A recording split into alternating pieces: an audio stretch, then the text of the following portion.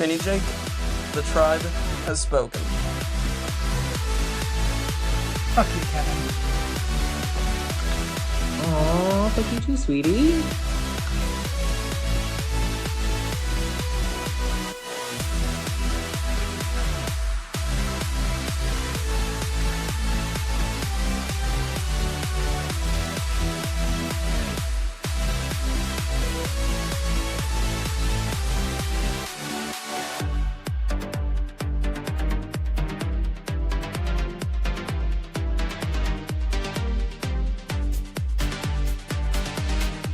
I'm JJ, one of the original Tribe of Nerds members.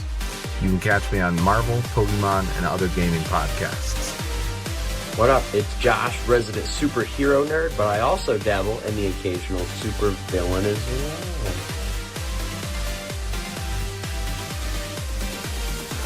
Some may know me as the Chaos Gremlin, but really I'm just Joe King. Pikachu, use Volt Tackle! Good job, Pikachu!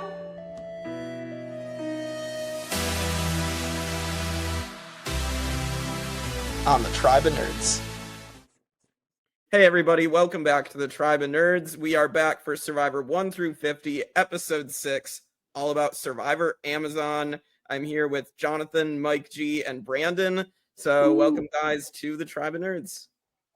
Yeah, thanks for having us. Good to be back. First time.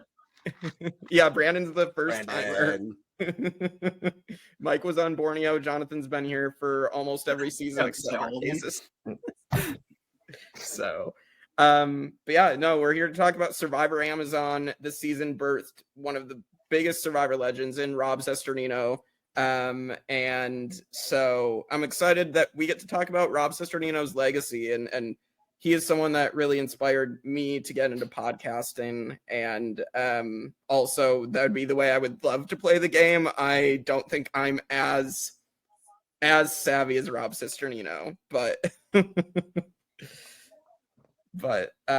yeah, no, I mean, let's get into it. So I mean, what are your guys' impressions of Survivor Amazon? Yeah, I mean, I love this season. I was really excited to talk about it. I'm a huge RHAP fan. Mm-hmm. And that was the first time I watched it. Like, I was like, I want to see a young Rob. Like, I know the man I know today, but what was it like when he was 23? And he was kind of a jackass, but in the best way possible. Yeah. He was a lovable jackass. Yes. Yeah.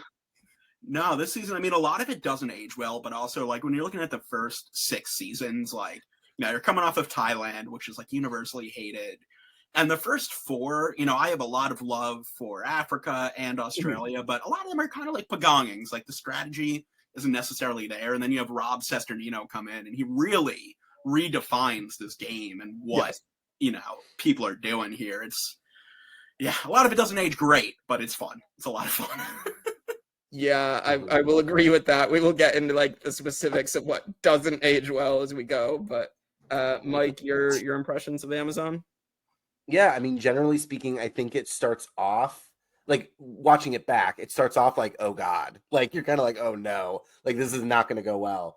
But I think like the cast grows on you pretty quickly, and I think Rob and I'm going to talk a lot about Dina. I think that those two players just kind of like reinvent, as you said, like the way you play Survivor. You've had Richard, who created the alliance and ran it to the end. You had Brian, who created an alliance, ran it to the end, and here you've got almost like the birth of voting blocks. Like the fact that Rob and Dina were able to kind of like pick and choose who they were working with each round, I think was super fun to watch. Yeah, absolutely. It made it so entertaining. Jonathan, your impressions of Amazon? Yeah, I had like really good vibes from Amazon.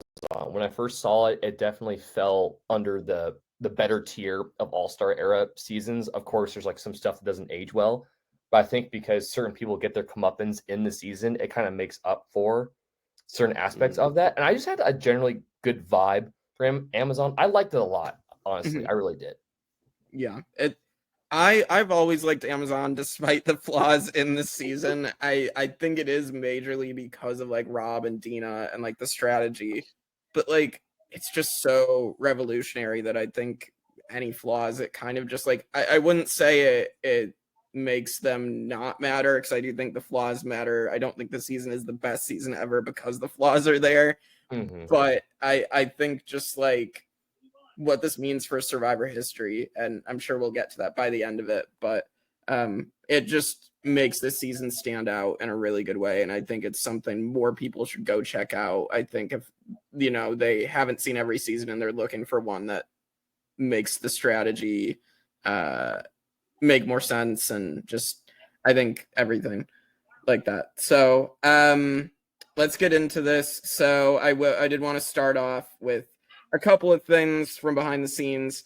So the season was apparently spoiled completely before airing.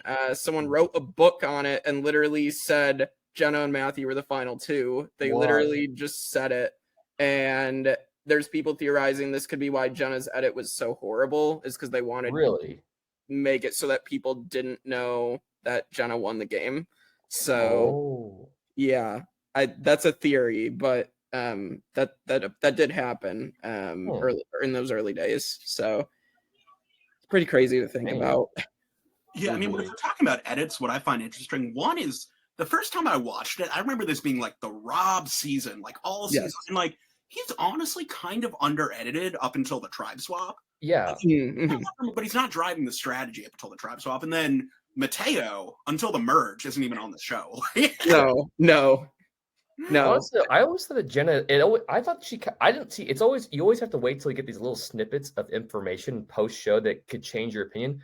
But I always thought that Jenna didn't get that bad of an edit. I mean, I thought like when she was winning, she was winning, and it was like, well, they're making it look like she's doing good, other than her being like whiny sometimes. But like, it's crazy that when you hear stuff like that, it's like apparently they wrote a book about who won, and I'm like, well, now that changes my opinion completely. I mean, you have Jeff opening the finale being like, how did a spoiled brat win $1 million? That's the, like, because they really hammered in on Jenna being a spoiled whiny brat the entire season. And I think some of it is there pre-merge, but I think it's really post-merge where that stuff starts coming out. And so that's the stuff that makes you like wonder why Jenna won. I remember watching it with my family back in the day when I was showing them all the seasons. And I'd seen Amazon once before, and I think my older sister and my mom and dad were all just confused how Jenna won. They're like, we're pretty sure Jenna might win since Rob has just gotten voted out, but we don't really understand why. So, yeah. And then the other behind the scenes info that I have is that Mark Burnett hates Big Brother. And so Rob Cesternino talked about this on our Happen in the Evolution of Strategy about Amazon. And Mark Burnett apparently told them if they didn't like the adventure, they should just go on Big Brother. And Rob Cesternino was originally supposed to be on Big Brother 3, and they chose him for Survivor instead. They cast Josh on Big Brother 3 instead of him. Interesting. Very funny, a little bit problematic. As I can imagine with Big Brother. But it's so funny that and Rob in like the podcast is like, it's just so funny that I was about to be cast in Big Brother and Mark Burnett's telling us like not to go on Survivor if we don't like this adventure aspect. So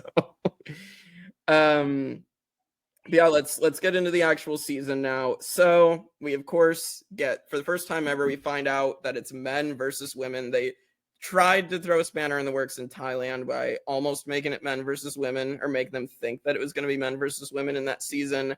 But this, they actually do go men versus women.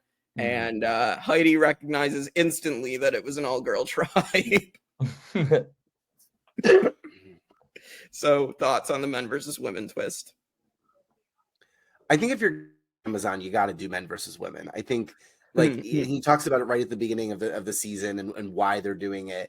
And I think it makes a lot of sense. I think it fits the theme of because back then the themes were the places. Right. And so the theme of Amazon is, when you immediately think of Amazon, you think of Amazonian women. Yeah. And I thought that was such a perfect place for them to try out this new social experiment.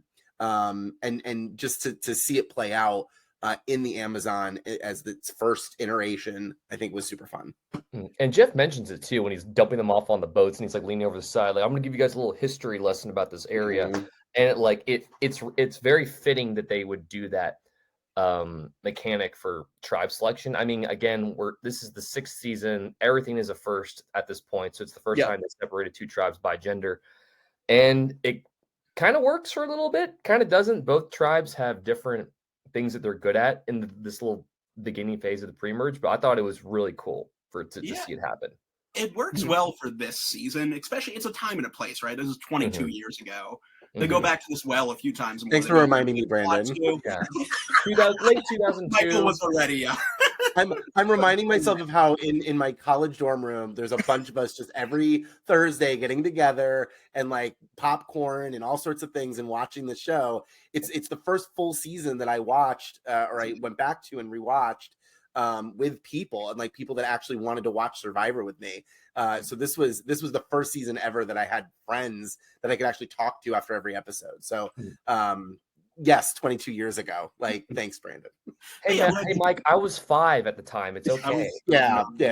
I was getting my college degree. Thanks. What I think works here is that, like, they have the men and the women, but then when they merge, like, it becomes a completely different game. Like, men and Watu, really, it remains throughout. Even One World, you have that throughout.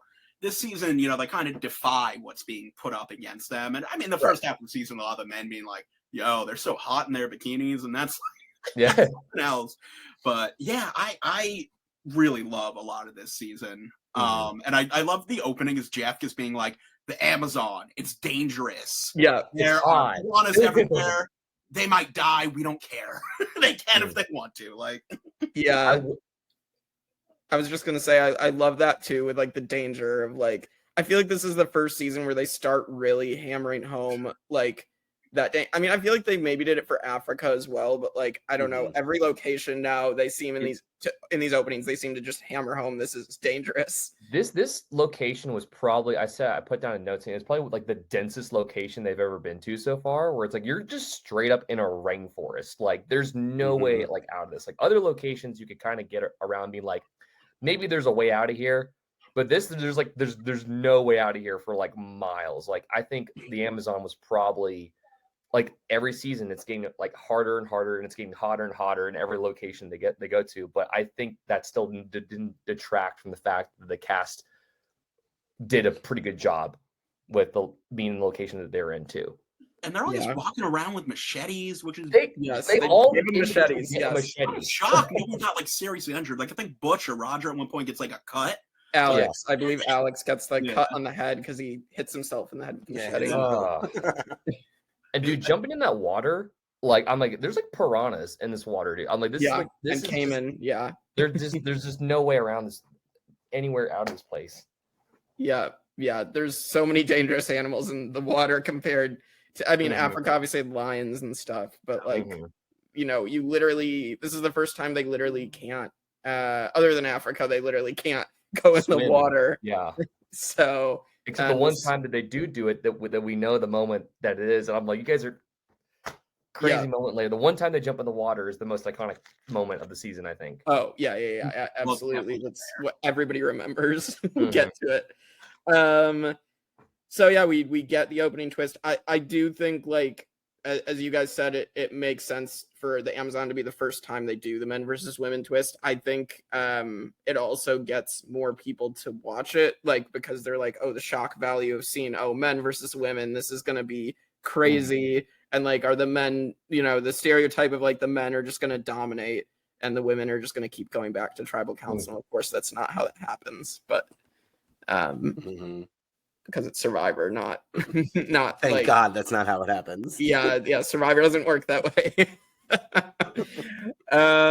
All right, so let's get to the starting tribes now. We got Tamaki, the men, and Jabiru, the women. So thoughts on these tribes?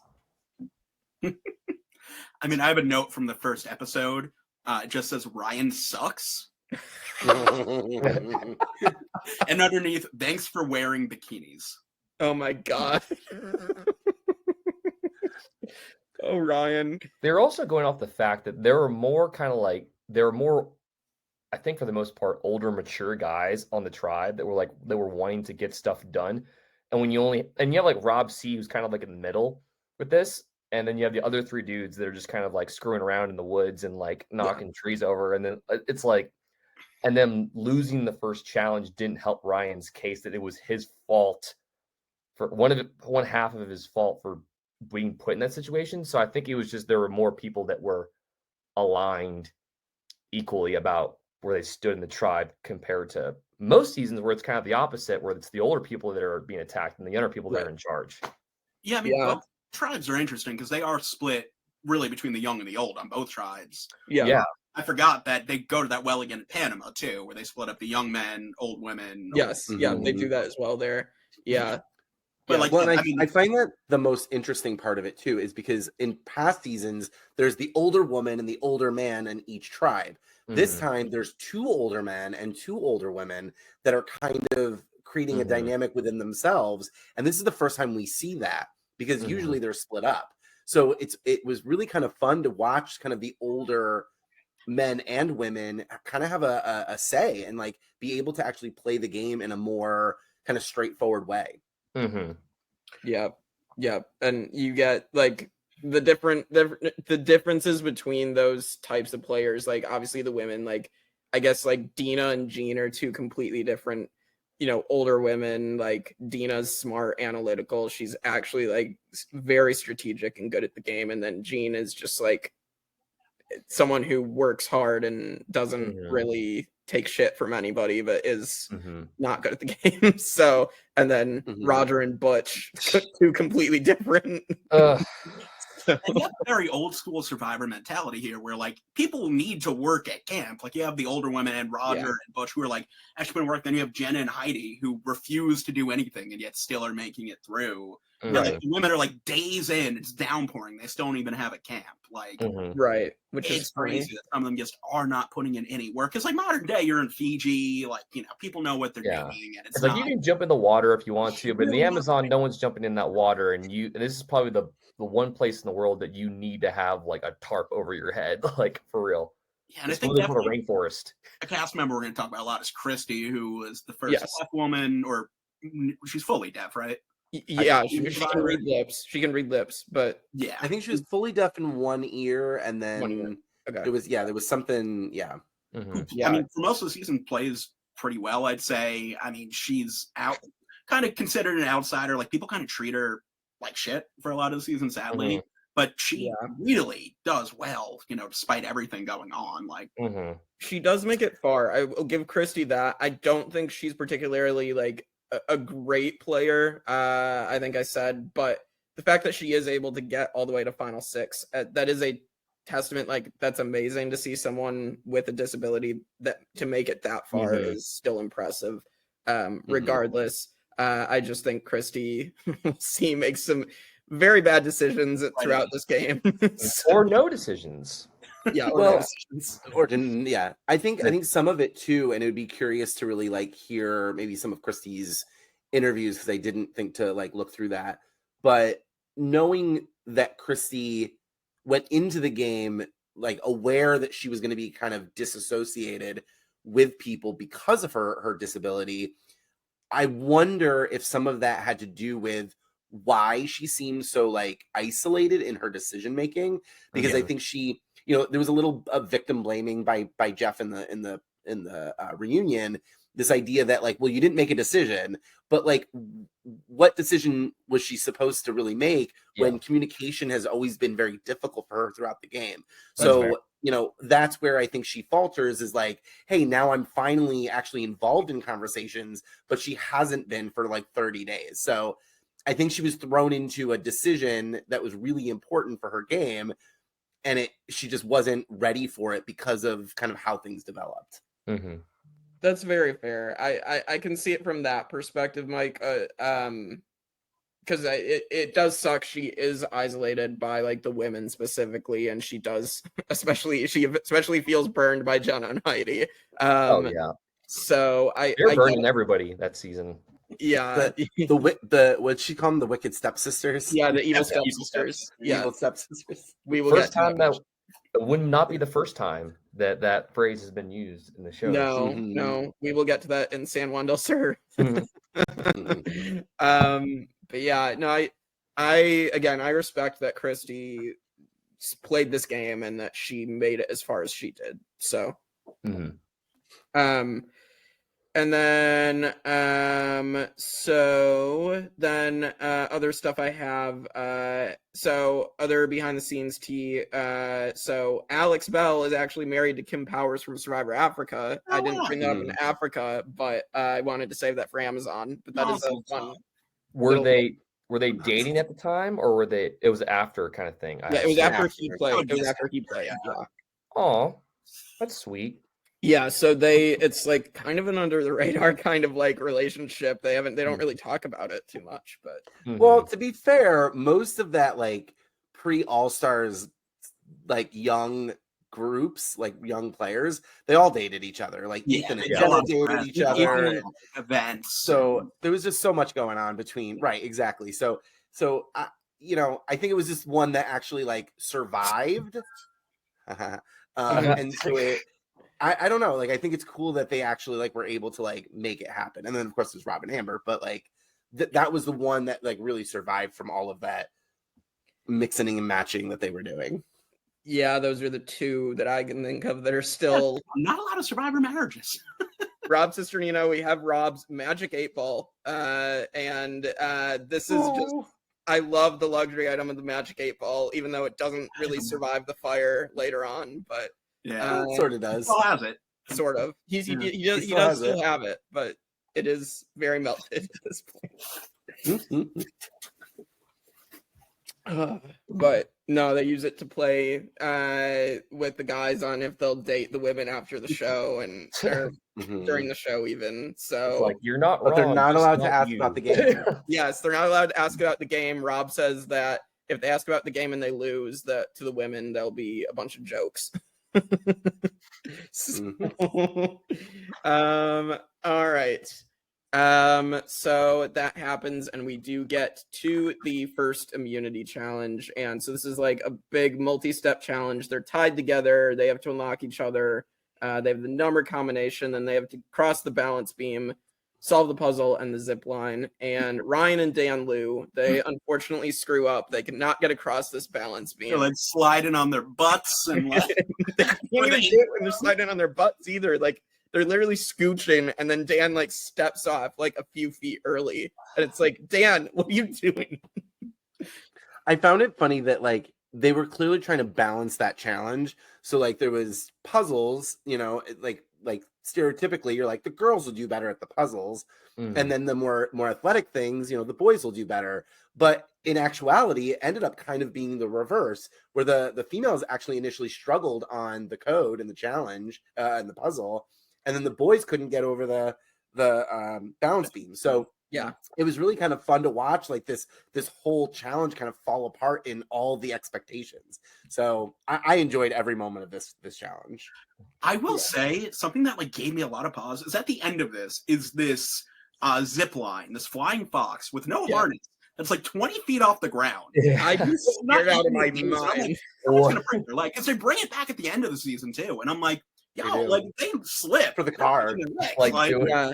And they bring it back for All Stars as well. So, yeah. like I would be terrified. But none of them quite like they just do it, and it's just Yeah. I don't know. It's kind of like the jumping off the ledge, in some of these challenges that they do. Yeah. Where some people are like, oh, I'm like really afraid of heights, or I'm really afraid of jumping in the water. But then there's other people that are just like, Mhm. So I mean, I don't know. I think that there are some times where you just got to kind of get over the fear and just do the thing. Yeah. It's also like the pressure to perform for your tribe as well. Whereas I feel like modern day Survivor there's no emphasis in that. Like you could like throw a challenge, and as long as your social game's good, you're fine. But back then it's like, no, you really need to do this challenge or we're all screwed here. And it's like, okay. And then that's also back when Jeff was like, you're either gonna do it or like, Jeff was really like rearing into these people to like do these challenges. And so it's like, Gotta dig deep. I gotta do it for Jeff. and he's like, go down there. So Yeah. Also, we get Jeff ragging on Dave and Cesternino for not being able to solve a puzzle. We got a computer guy and a rocket scientist not being able to solve the puzzle. Rob has said that the edit made it look a lot closer than it was, and they were just too far behind anyway. So, because of the balance beam. So, but it is just funny that Jeff is ragging on them for being so far, even though they're so far behind, for not being able to solve the puzzle. So, but yeah, so the Jabiru women are victorious in the first immunity challenge. And so we do head back to camp, and it basically comes down to the alliance with Roger, Butch, and then Alex and Dave are in there too. And then Ryan gets a little counter alliance going with Matthew and Dan. Dave is going to throw his vote onto Dan, so he's just like more angry at Dan than Ryan. So it basically comes down to Rob Cesternino, swing vote, as we're going to see him in multiple times in this season. And so he has to decide whether to vote off Grumpy Roger or go with this majority and take out Ryan. And I will say the context also for Ryan, before the season, Rob has talked about how preseason, when they were like sleeping like the night or two before, there was like this lawn like staircase with like hammocks and stuff they were sleeping in. And I guess Roger's a light sleeper, and Ryan apparently had bathroom problems and kept running up and down the stairs and annoying Roger, and that's why Ryan was being targeted by Roger. Wow. Yeah, what I find really interesting in this season is because y'all have been doing some of the earlier seasons and doing I watched during COVID, I binged all of the seasons. That was my introduction to Survivor in order, because I made the mistake with Big Brother of not watching in order, and I guess kept getting spoiled on winners. But the editing for the strategy is so interesting, because you spend most of the episode as life at camp, then the challenge, and then in between the challenge and tribal, there's like 5 minutes of strategy. Like, maybe 10 if you're lucky. Like, not even. And I actually found that interesting too, because having watched them when they were originally airing, and obviously staying a fan up until 40, what are we at, 48? And this idea that like the strategy is like the big part of the game, right? Like, I want to hear all the strategy. I want to know what's going on, and you really only get snippets of that. And I think that's what kind of what makes it interesting. And like, if you're an old school Survivor fan, like, it really is about the survival element. Like, there's so many things about the survival element that impacts the vote in these earlier seasons, and Ryan is a prime example. If he's this big macho guy, but he's not actually helping build the camp, or he's going to be a target, or winning challenges, right? Exactly. Yeah, so it is really fun to see that. Thinking about it, they probably started changing their editing. Like, I haven't seen Pearl Islands in a while, but I feel like that it's more heavy on strategy too, and that like now you have these strategists like Rob Cesternino where they do start incorporating it more into the edit, because it's there. They have stuff to work with. It's not just a begonging or just, well, we're getting rid of them. It's just what's happening, like. Yeah. In the first 5 seasons, the first boots were often someone who was just annoying everybody. And so now it's like there is more strategy involved than just, oh, this person's annoying, so we'll get rid of them first. There is people expose themselves by line, or like, it gets very, very interesting, because we're going to see Ryan here next season. We're going to get Nicole trying to throw Tawana under the bus, and that gets her canned first. So like, it's very, very interesting. But yeah, so Rob has to make the decision. We get to the first tribal council, and this is we've gotten Jeff now talking up a storm now from Thailand, and so Jeff starts bantering with the guys now. The guys are talking about which girls they want to get with, and Jeff is like, it's great. You guys have this cocky attitude, and all you can think about is you want to hook up. And you're going to be at tribal council more if you just keep having this attitude. I love it. I love Jeff's banter in this tribal. So, yeah, I mean, it's funny to watch, because all episode long, you're kind of getting the guys gagging over the girls. Yeah. And so, they lose the challenge, which of course they go into way too cocky. They believe they're going to win. There's no way we're going to lose to a bunch of girls. And that's what exactly happens. But you're right. Like, it's interesting to then see at tribal council, nope, we're not actually like affected by that. We just want to still hook up with them. Like that's all that's on our brains. Yeah. We're still getting all like the stereotypical survivor tropes that would like get infused in these characters later on. Like you have like the bumbling dudes that just can't think straight, like unless they're looking at girls, and they got like those surfer guy bro attitudes. Like it's like we're hitting all the tropes here with these early characters. And they're like, we're not gonna let a bunch of girls beat us. I'm like, who says that? I'm like, it's just they do. All of them. It was like, Dave Johnson says that. Dave, yeah, I mean, yeah, he literally did say that, but it was like they were literally fitting these stereotypes to a T, and it was just like even they went to tribal council, but they're like, we don't care, and it's like whatever. And I'm like, ugh. I feel like Dave's voice can be used for a lot of things. That's what he sounds like. A lot of the men, I think, get like bad edits also in the pre-merge simply because because they're in this group of men. And I think that when you're in a group, you adapt to the social dynamics of the group. And I think that there was just a dynamic that was set early on in this tribe that we're just going to talk about the women like they're objects. We're just going to talk about the women, about their hot bodies and their this, that, and the other. And so I think that because that precedent was set really quickly, I think everyone just kind of followed suit with it. And I think that's kind of where, I mean, Butch is really the only one that doesn't really innately discuss the women as women. And so, and that's because it's Butch, right? Well, that's fair too. Interested in collecting Believe in yourself. He's got the tarp though. That's believe in yourself. There's a second thing. And I'm sure the producers were in the confessionals being like, hey, what do you think of Heidi? 100%. What do you think of Jenna? That's Sean. Butch does get in on it though.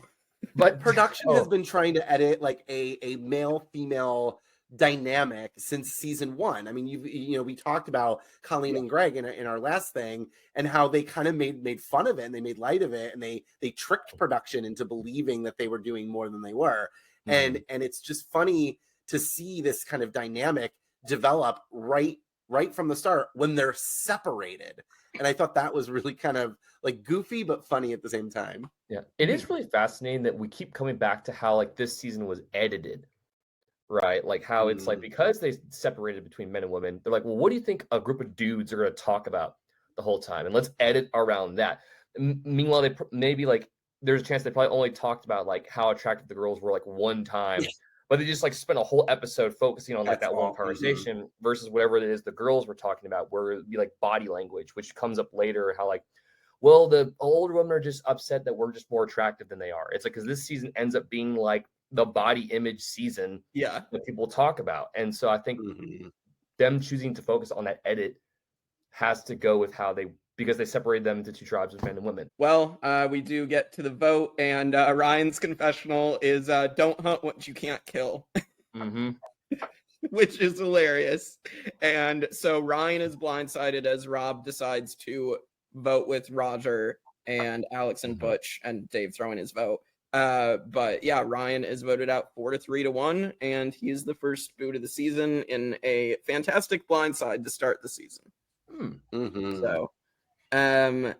So first boot rankings, for me, I have Ryan Aiken actually at 20th of 57, and it's only because I think he does at least better than first boot if he's on a tribe with women. However, I don't think he's a great player, and in the context of first boots, like most of them are not great players. So this is probably a little too high for Ryan, but I won't be surprised to see him towards the bottom, but like, I don't know. I thought without this twist, I think he does just a bit better, at least. Yeah, I don't remember my rankings. I definitely didn't remember who Ryan was when I did my rankings, but he's definitely on my list because, as I put in my notes, Ryan sucks.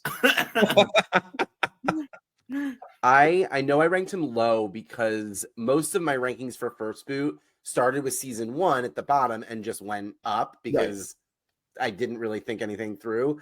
But Sonia and Deb, I know were higher than Ryan. So Ryan is definitely in my bottom like 3 or 4. So not a good winner. Or not a good winner. What am I talking about? Not a good first boot. I think he was terrible. I don't think he was totally out of his element. Didn't know that's very fair. I've probably been way too high, but Jonathan.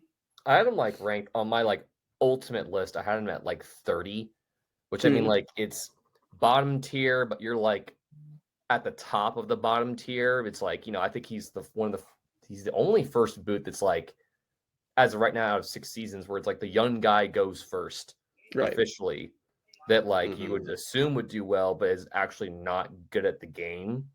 But again, he was already kind of in a minority on the guy tribe anyways, because I think this is just the one rare circumstance where the older guys had the pull in the tribe. And he messed up the challenge too. And he was already irking the guys about, I guess, just lack of maturity, I guess. So lack of maturity, yeah. To be fair, I think it makes sense to keep Roger around because Roger was working. Like he was doing shit. Yeah.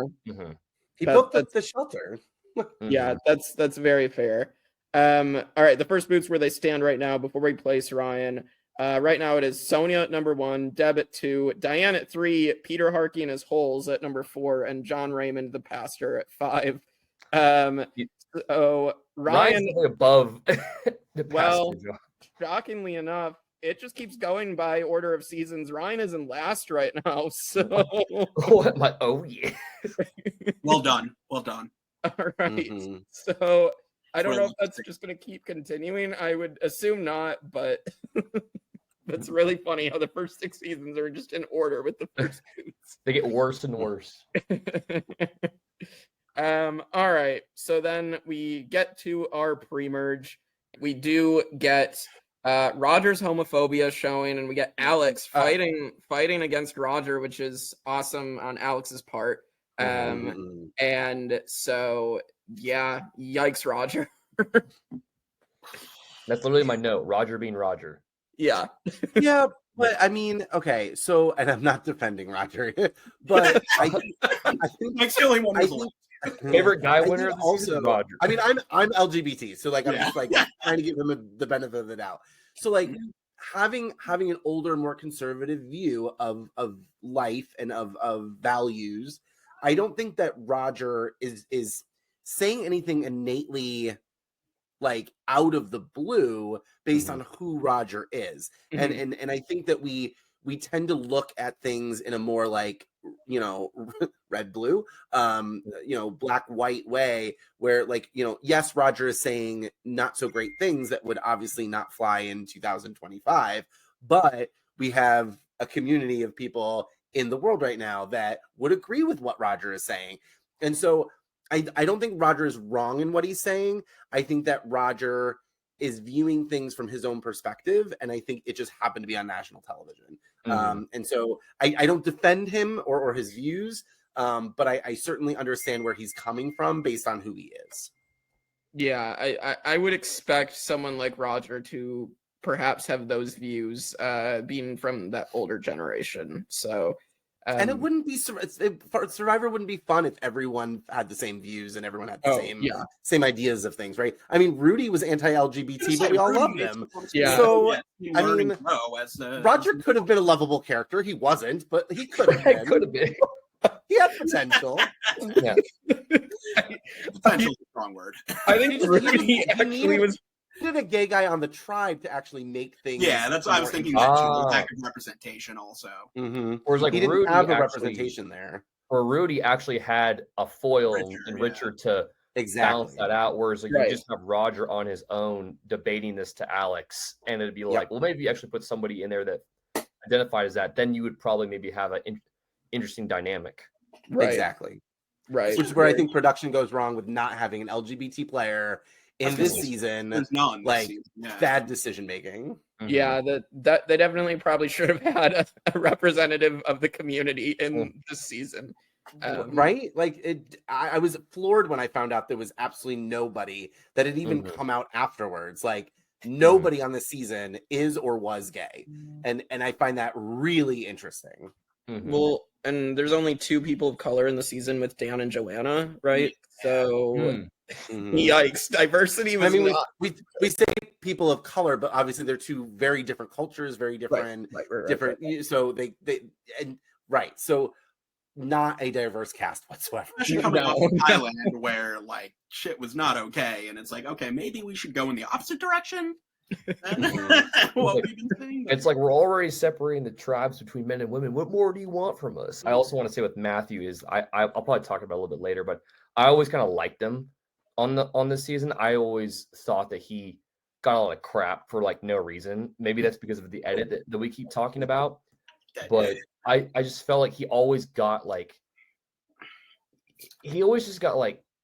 shat on for like no reason. And I'm like, you get it. He's like not a good game player, but I just really felt like they literally gained up on him a lot throughout the season, which made me kind of feel for him a little bit more. So it was cool seeing him and Dan have like that moment together. And I just, it's weird how that progression of his character is going to go throughout the season. And I think it's just because of the edit, but I wanted to throw that out there because I'll probably mention it definitely towards the end of this as well.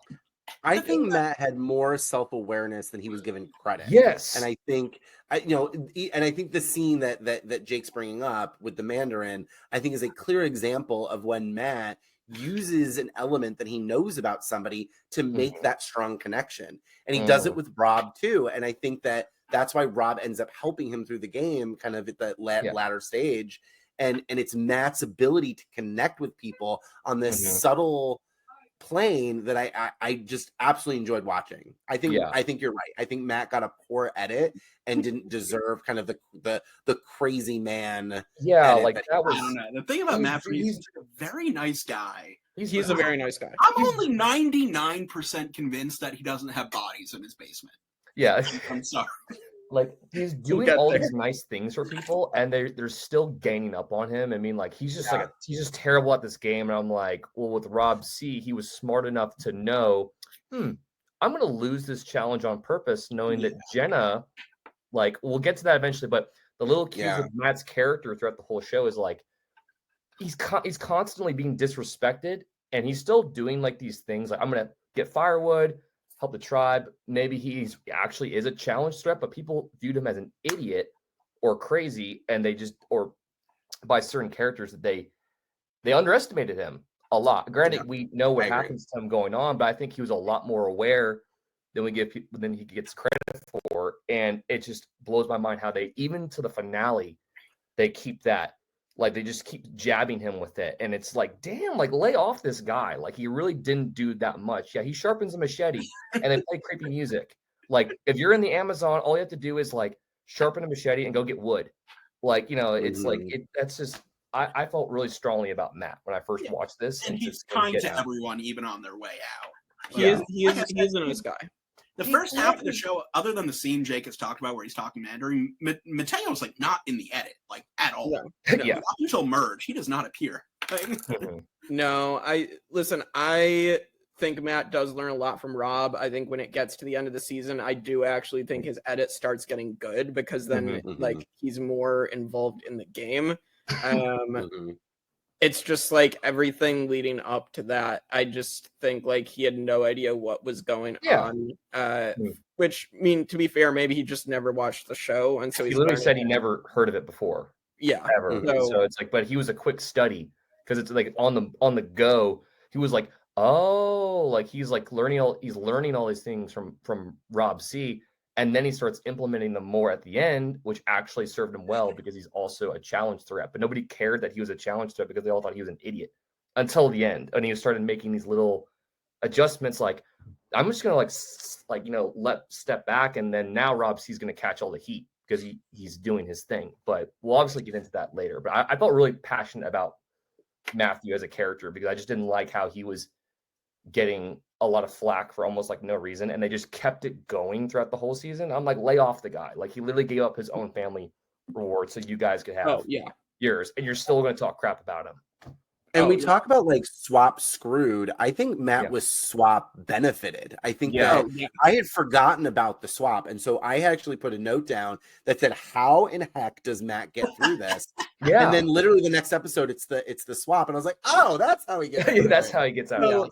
So for me, I think Matt was in a very precarious position in his original tribe, and I think he just tried to subtly move himself forward and play kind of like the village idiot, so that people didn't want to take him out because I think he was next on the chopping block if Roger didn't screw the pooch. For sure. Yeah, I will agree. So yada yada, Dan gets booted. We get to episode 4. And so this is where Gina and Joanna, like, they try to elect Dina leader to throw Dina under the bus and like put the target on Dina. That works against them because now Dina gets an alliance together with Jenna, Heidi, and it was supposed to be Shauna, but turns into Christy because Shauna tries to quit the game. Yeah. And then they choose to keep her around This is for my strategic reasons. favorite arc of the season is Shauna being like so sick of me, like I need to go home, and Jenna and Heidi being like, "You're so selfish for wanting to go home. What about us, Shauna? Okay, what about our games? You stay here and you vote with us." And Shauna's like, "Okay." Like, what about my gameplay? You're staying here. You're not going anywhere. Selfish woman. One how dare you? I love where Shauna's like crying and like she's complaining. She's like, I have no energy because everything's getting sucked from my left toe, and I'm like, what does this even mean? So the women do go to tribal council, and Dina wants to take the shot at Gina and Joanna. They go after Joanna, and we get another blind side. So Joanna is taken out, and Joanna honestly annoyed me because, I mean, you know, all the spouting the religious beliefs, and also Joanna like, was an archetype that was like consistent in early Survivor and Big Brother too. You would have the one religious woman who just like that was her personality, was like over the top, preaching constantly. Well, I found it fun watching her be so afraid of the immunity item. Yes, like that's that art, that moment was just like, wait, what? Like, you know what game you're playing, right? Like, this is a necklace that was made in a back tent, like on Ponderosa. Like, this is not a real, it's not a god, all right? Like, we're good. Like, it's like, I was so confused. I'm like, but why the are you editing here? of that was so good. Yeah, it was very good editing. It was just like, why are you here, Joanna? If you think like this idol is a god and you can't have this idol, like you want to go to tribal council every single time, like. And they're like, okay, we'll go. We'll do it. Like, yeah, this was so I was very satisfied to see her get blindsided. I was very happy to see her go. I mean, that's a clue to one of my least favorite players of the season. So okay. Yeah, I mean, Joanna, I'm sure there was more to her than what they showed, but they only really showed one thing. Yeah. Yeah. Well, and I also didn't like her attack of Christy at one point. Oh, yes, that was like, the other bad thing. Yeah, Christy was just trying to like talk about something, and it had Joanna involved or something, and Joanna just went ballistic on her. And I'm like, you realize you're yelling at a deaf girl, right? Like that's what you're doing right now, and that's your choice as this religious representative. Yeah, you're gonna yell at a girl who literally needs to like read your lips in order to understand what you're saying. And sticking your hand in her face. Yeah. Oh my god, yeah. Like that was so rude. So rude. So very happy to see her go because that confrontation with Christy was just horrible.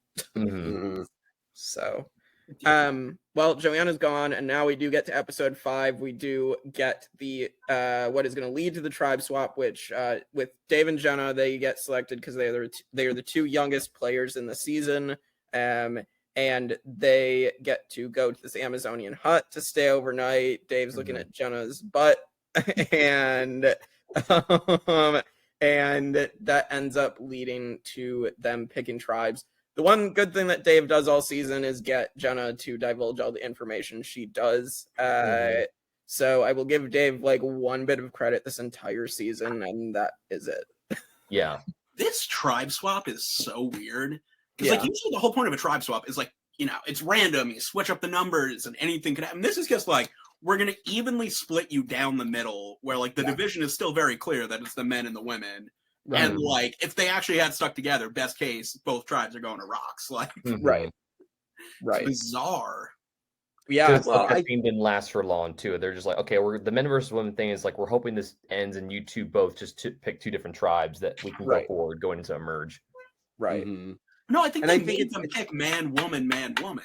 Like they made it so the tribes would be even. Yeah. It's the first time it's a schoolyard pick too. So like, it's this dynamic of like, we want to make sure that everything is like evenly distributed, and not random. Like it's very specific in like how this is going to be divided. Because in Africa, it was like they had to pick 3 people to go on a journey, and then they didn't come back. Right? That was how Africa worked. Yeah, I believe Thailand was the first schoolyard pick because that did happen right before this, where Jake and Jan picked the tribes. Oh, for the original tribes, yes. Original tribes. I'm talking about doing a swap, but yeah. I see Yep, what you're saying, Mike. agreed. Yeah, Agreed.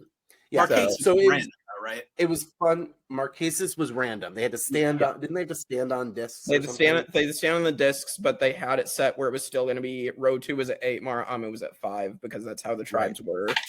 So, Which is crazy. Yeah, I don't know why that decided that was so lopsided, but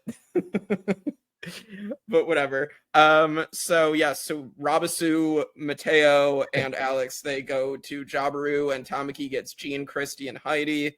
So yeah, I mean, it's interesting. I feel like Dave, having the information that Jenna and Heidi are close, I'm shocked that he does not try to gun straight for Heidi and get Heidi out of the game, because if he did that, I actually think that would have been a great move, because you literally got the power to take Jenna's closest ally away from her and cut it immediately. I think what's going on in this, I mean, on that tribe, because they lose first, right? Yeah, and then they end up voting someone out, but he realizes there's 3 of them. He needs to pull one of the 3 girls. Right. True. And Jean is the one who's very dead set on we're sticking with the women. Like the right, true. Stick together. And he already talked to Heidi's ally, so it was probably like a calculated, like, well, if I bring one ally, and we need someone to go with us. And I think it was just kind of it was a decision that made sense at the time for both parties, for the guys and for Heidi. Well, the guys want a number, and Heidi's like, well, I don't want to go with them because her best interest was to go with the guys. Yeah, I see that. At the time, I don't think it was going to work out to get Heidi out, but if it did happen, like if it was going to be something that could work out, I feel like Dave should have tried to maybe make it happen at some point. But he could have tried to flip Christy, but Dave was also very condescending with Heidi. He's like, "Okay, you're going to come with us. Like, we'll take care of you." And she's like, "No, God." Like, Yeah. Not shocking that she ends up going against him a couple episodes later. So, so yeah, Jean goes, and then we do get to episode 6, and we get. I did want to mention also Shauna. As soon as the guys come into camp, and you get the great edit of her jumping up and being like, he's so sick, and then Alex shows up. She's like, you heard Dina's comment about it, because she was like, Shauna, she finally gets a little bit of testosterone in her system, and now it's just good. It's like vitamin D. That was it's like because she's just so sketched out at that point about like this is where I dislike Shauna. So this is where it's that moment of like, I can understand like the elements are getting to you and the stress of the game, and you're very run down, you're dehydrated, you're not eating, so you want to quit, and you ask your team to get you to be voted out of the game. They choose not to because they really need you and they really want you in the game because it helps them out. But then immediately, as soon as boys show up, you are a whole new person. And to me, I'm so glad she gets voted off. And it's like, I just don't understand like how you can go from like absolute, like, I need out of this game, I don't want to be here, to, oh, never mind, I'm good. Like, I'm fine. Like, I'm cuddling with a boy now. Yeah. Didn't like it. Didn't like that at all. No. But yeah, we do get Robisu and Dina. I'm just gonna say Robisu now. We get Rob and Dina having their alliance, making their alliance. And it's I love this. Like, he's this. Like, I need help, and she's like, I need help too. Yes. And so it's the one time they actually come together. Like, who makes sense to get rid of? And they're like, Shauna's now all of a sudden up and better, and it's like, we need to get her out of here, away from Alex, because she's just playing with his hair, and it's like, just no, we can't have that. We can't have that here. All right, well, let's head in to the post-merge of Survivor Amazon, this very fluid gameplay, and we get to head to one of our favorite episodes. Not only do we get Stripping for Chocolate and Peanut Butter, we get the Roger boot episode of shitting on Roger the entire episode. But Jake, we got to talk about tribe name. Yeah, yes, we do. Where does Jacare rank on what are merge tribe names? Jacare. Portuguese for alligator. Yeah, alligator, crocodile. Yeah, I mean, I honestly think I like Jacare. Like, it's not as bad as like like Chewy Jai is terrible. We talked about that, and then I honestly like it. I don't know. I like it better than Rotana. I think Barramundi or Motomaji. I think Motomaji is probably still the best out of the 6 merge tribe names. I think this one's better than Barramundi. I think it's probably because I don't know how you feel about Soliantu. Soliantu's kind of up there. I think it's funny that Boston Rob again makes up, or for the first time makes up a merge tribe name. So, but like that's the part of it that's iconic, and it does sound cool. But I think, yeah, I don't know. I think Jacare just sounds fun to say too. They also make the move to a whole new location. Do they always do this? They did it in Australia. I know that because they built it on like the Dry Creek bed against Roger's wishes, and then it fit them. But I remember every other season so far. I think it was at one of the beaches, right? camps. Yeah. It seems like weird, just like in such a rough location with so many downpours. Oh, now you need to build a whole new camp. Like, geez. They'll just have Roger build it for them before he gets voted out. It's fine. Oh, it's totally cool. So yeah, so everyone starts shitting on Roger already, and we get double confessionals. People are talking in the same confessional. We get Matt and Alex talking, and like starts off just Alex, and then it zooms out, and Matt's there too, just randomly. And then you get Jenna and Heidi together. I don't think this ever really happens again outside of Amazon. No, it's this thing they do occasionally in Big Brother, but I can't think on Survivor other times I've seen it. No. Well, they did it. Okay, so early seasons, they were doing confessionals like right in camp, which I found really interesting, where like there were other camp tribe members like really close to where the people were doing their confessionals. So we did see a lot of that in early seasons. Yes. But this is a really interesting dynamic of like having multiple people within a confessional, and it was interesting. I didn't like it, but I don't like it. Because you don't get the actual honesty. Like you get what the two of them would say together, but like you need to know what each of them are thinking separately. Can you imagine if they put like Rob C and Matthew like in the same like confession? I love this guy. Like he's great. And then they office cut it to just Rob. He's like, I fucking hate Matthew so much. You needed to do that. Honestly. They also merged late, didn't they? They merged like the next day or something. Like it wasn't day 18 or 19. It was like day 20. And so I think that they probably, this is just like me from a production angle, they were probably trying to get in as many confessionals as possible. And that's probably why we see a bunch of different random stuff like that. But just a thought. Yeah, you're probably right about that, Mike. I would think that's probably the reason too. But because they had like one day to like do anything. Yeah, exactly. So let's get to the first individual immunity. This is where Jenna and Heidi do strip for peanut butter, an iconic moment. Everybody remembers this moment. You have some of the guys saying, "Oh yeah, I'm looking," and then Butch is like, "I'm not looking. I'm not looking. That's me. I'm Butch." Like, I mean, and not because I'm gay, but because like I don't want, like, I've got blinders. I'm an older man. I don't want anything to be perceived as me doing the wrong thing. Yeah. I mean, he's the principal of a school too, isn't he? Yeah, or something exactly. like that. Right? He's like a troop master, right, or something like that. Or he's a principal. Yeah, he's super clean. Like, I'm glad Butch had his blinders on. Isn't like Heidi like a school teacher or something like that, or like a gym teacher? There was like that's why she got some flack about that later.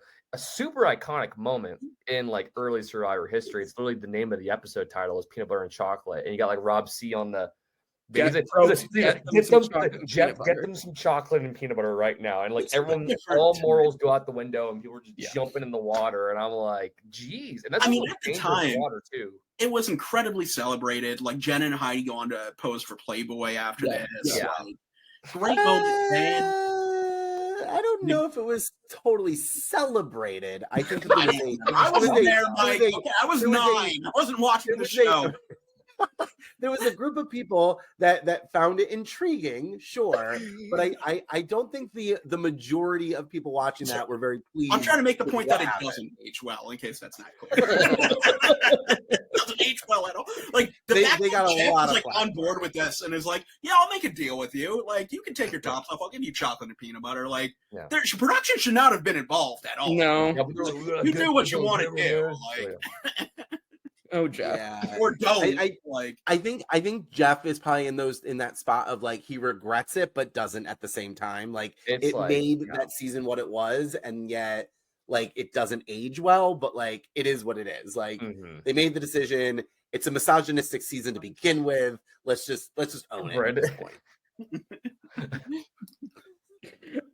So yeah, Dina does win after beating Christy in rock, paper, scissors, and so Dina's safe, and we do head back to camp, and now everybody is just talking about how much they're excited to vote Roger off tonight. Rob is like, the only thing Roger would win is name that Perry Como song, or what type of prune is this? Oh my god. So, Well, and Dina, I think it's Dina makes a really valid point at one point where she says, we need to vote Roger out now to the girls to not make because he's jury. never going to vote for a female to win. So we Yes. need to vote him out before the jury because he's like, none of us are going to get his vote no matter what. And I think that Yes. does seal a lot of the females' decision making. And then playing into like her being aligned with like Rob C and a couple of the other guys that are okay with that because they're already just kind of done with Roger at that point. So he gets Right. like his reality TV comeuppance, if you will, through this. So it's like, oh, the 7-3. bigoted guy gets voted out. It's like, haha, it doesn't make the jury. And so it's like, but there was an underlining strategy behind that as well. Yep. Yeah. I think like everything with this is like really good, and I think they were thinking of voting off Dave, and then Dina brings up that point of getting Roger out before jury, so they go with Roger. And at that point, they're all used to like that means they're kind of watching the show, so they're kind of assuming that even though they just merged, that the first person like that doesn't mean nobody's made the jury yet. So you can see that they're kind of trying to game the game a little bit, which will I think eventually get like nipped in the bud further on down the line. But I think it's interesting to see that some people actually do watch this show at this point and do know that just because we merged doesn't mean we have made the jury yet. So let's take advantage of it while we can. Well, Rob is the first original like fanboy. Yeah, to he's play the first. game. Yeah, I made that comment or a note about that. Like Rob C he's technically the first super fan of the show to make it on the show. We've had like a couple people that are like, yeah, I've seen a little bit of episodes, but no, he's like the first super fan that's watched everything since day one and wanted to be there kind of thing. Like he gets the strategy of the game, like yeah. And like that, like he represents all of like us Survivor nerds that love early Survivor nerds too. Yeah. Like he's and the OG Survivor and he still does nerd to this day. He's the OG Survivor nerd. He still does it to this day, and it's amazing. It's crazy. Bring him back to 50. I let's hope. He should. He should. Jeff, call Rob C back. Yeah, he would. Jeff would want him on the show in a second. Yeah, he really does. No question. Yeah, he would. It's just about whether Rob will say yes. Rob, go. He's done. He said he's done for a long time. Yeah, I don't know if he would do it. All right, so we do get to the tribal council, and we get Rob's iconic voting confessional, the Casey Kasem call into the radio, and you get na na na na na na na na, hey hey hey, goodbye, and it got cut off of Paramount Plus if you try watching the episode on there, because this is they don't like musical references. Copyright kind of thing. Well, there's copyright issues. Yeah, at least on Paramount. When I was watching these seasons for the first time, I was watching them on Hulu, and there's some seasons on Hulu that'll randomly have episodes missing because like copyright issues with music or something. That's why I ended up subscribing to Paramount Plus because I'm like, what is this? Like, right. It's worth it to watch it on Paramount Plus. I'll give you that. Yeah, I watch all mine. Yeah, I mean, this is one of the first instances. They might have cut out T-Bird's song from Annie in Africa first, but I think this is the biggest instance, and when you get to Palau, and they completely cut Wanda out of the edit. So you have no idea who this woman is and why she didn't get picked. But So, but yeah, this is the tea there is apparently Jeff got really mad because apparently they heard everything Rob said in the confessional, and so Jeff like reamed out Rob and got back to his seat when he got back. So, Good. The things you don't know. yeah. Apparently Roger still didn't understand that was for him though, but a vote for him. But I guess Jeff No. Yeah. Like, Well, was it season 1 or 2, or maybe I'm just forgetting what season it's from, where somebody literally like yells out the person that they're voting for? probably. Like they make it a point to like for them to hear. I swear it was I don't think Survivor. I don't think it's early on. I think like we'll Brandon Bailey does it eventually. Right? That sounds does? Jake, that sounds like a Clay move to do. Yeah. Well, we got Bye Bye Denver Devo last season, but that's because Jeff didn't know who Clay voted for. But that like it wasn't because he yelled it. And he got mad about that. He's just been mad these past I loved how mad he was. Yeah, he was. Yeah, I love Mad Jeff. We're gonna get some Mad Jeff moments every season from now on. I feel like. But yes, so Roger is blindsided. I guess 7-3 over Christy, which is wild considering when you go back to a couple episodes when they swapped and you had the great Christy moment of like her telling the guys about like her disability and whatnot, and how they loved her and. Yeah, and then they immediately turn around and vote for her. Just like, geez, guys. Well, again, that's what puts Christy on the outs again, because like she finally feels like she's got people, and then they vote for her. So, right, I mean, Christy was playing an uphill battle from the very beginning, but that's true. That's very true. She's trying. She's doing her best. So we do get Matthew sharpening the machete, which I think is going to kill us. I came in here so ready to make Matthews a serial killer jokes, and that doesn't seem to be the vibe. And damn, you can make them. Go for it. No, it's okay. It seems like very nice. He was like, "I promise you, I'm not doing anything with this," as he's like sharpening it, and he's like, "Blood scares me." Creepy. He's creepy. Yeah, he reminds me of that kid in the back of the classroom who's been bored for 40 minutes, and he just decides to do weird things to get people to react. And I think that's where Matt was. He was bored. I mean, they're sitting around for 3 days every tribal council. It's like the merge now, so they've been there for like half of the amount of time. So 20, it's like 20 some odd days. Yeah. Either, like 22 or something. Yeah. You can either he's just trying to make people react. And you can either scare people or you can like go get firewood and they still like shit on you. Kind of, it's like, what are you gonna like? Your options here are kind of limited if you're Matthew. And I'm like, yeah. Jonathan and I are on the Matthew train. I like Matthew. I like Matthew. I get it, but I'm like, they just really like just kind of like picked on him like the whole season, and I'm like, leave the guy alone. Like, I like him as a person, and I kind of like him as a character, but I think he has good moments as a player, but I don't think it's all there in a complete package. Oh yeah, like I'm not praising like compared to Rob C. Yeah, I'm just like more into like the idea that like people just like.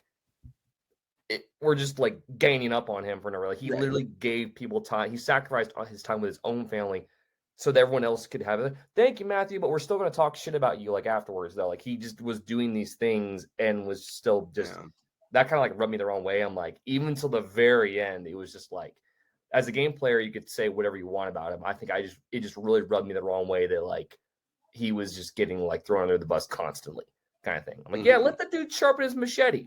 Like, you let Matthew be Matthew, all right? Like, just let him do his thing for a little bit. Like, we'll be fine. Right. So then we get to the immunity challenge. I wanted to bring this up because one of my favorite jokes of the season is we get the question of what is a bushmaster? And Rob's joke is, I thought it was a porn star, and you can see how disgusted Jeff is. He goes, okay, step back. Yeah, okay. I can't decide if Jeff liked Rob or didn't like Rob. I can't figure it out. He only has room for one Rob in his life. It was like an older brother with your annoying little brother who's pissing you off, but you still it's like him, he's like, I got 2 children here. It's like Rob M and Rob C. And like Rob M is my favorite son. All right. You know, it's like you both do the same things. It's just Boston Rob is more, it's just someone's got charm and someone doesn't, apparently. And so it's just kind of like It's like, yeah, you both do the same things. One of you is just like, you know. See, I think Rob C could have been Jeff's like someone that he hated, but then Johnny Fairplay came along the next season, and then Jeff was like, I hate you more. And fair. So Hey. We'll get to that next week. Oh, no, that's next week. Yeah. This is also the episode where Alex tells Rob. I was just about to get to that. Yeah. Okay, sorry. You're good. Like, what are you doing? Yeah, Why do you? I don't know what tell him Alex that? is. I don't know what Alex is doing, where he's telling Rob he's fourth in the alliance. Like, this is just such bad strategy to me. Alex is someone that is like a good player, has a lot of potential there, but he makes these things like he has the flirt match with Shauna. That's fine. He can recover from that.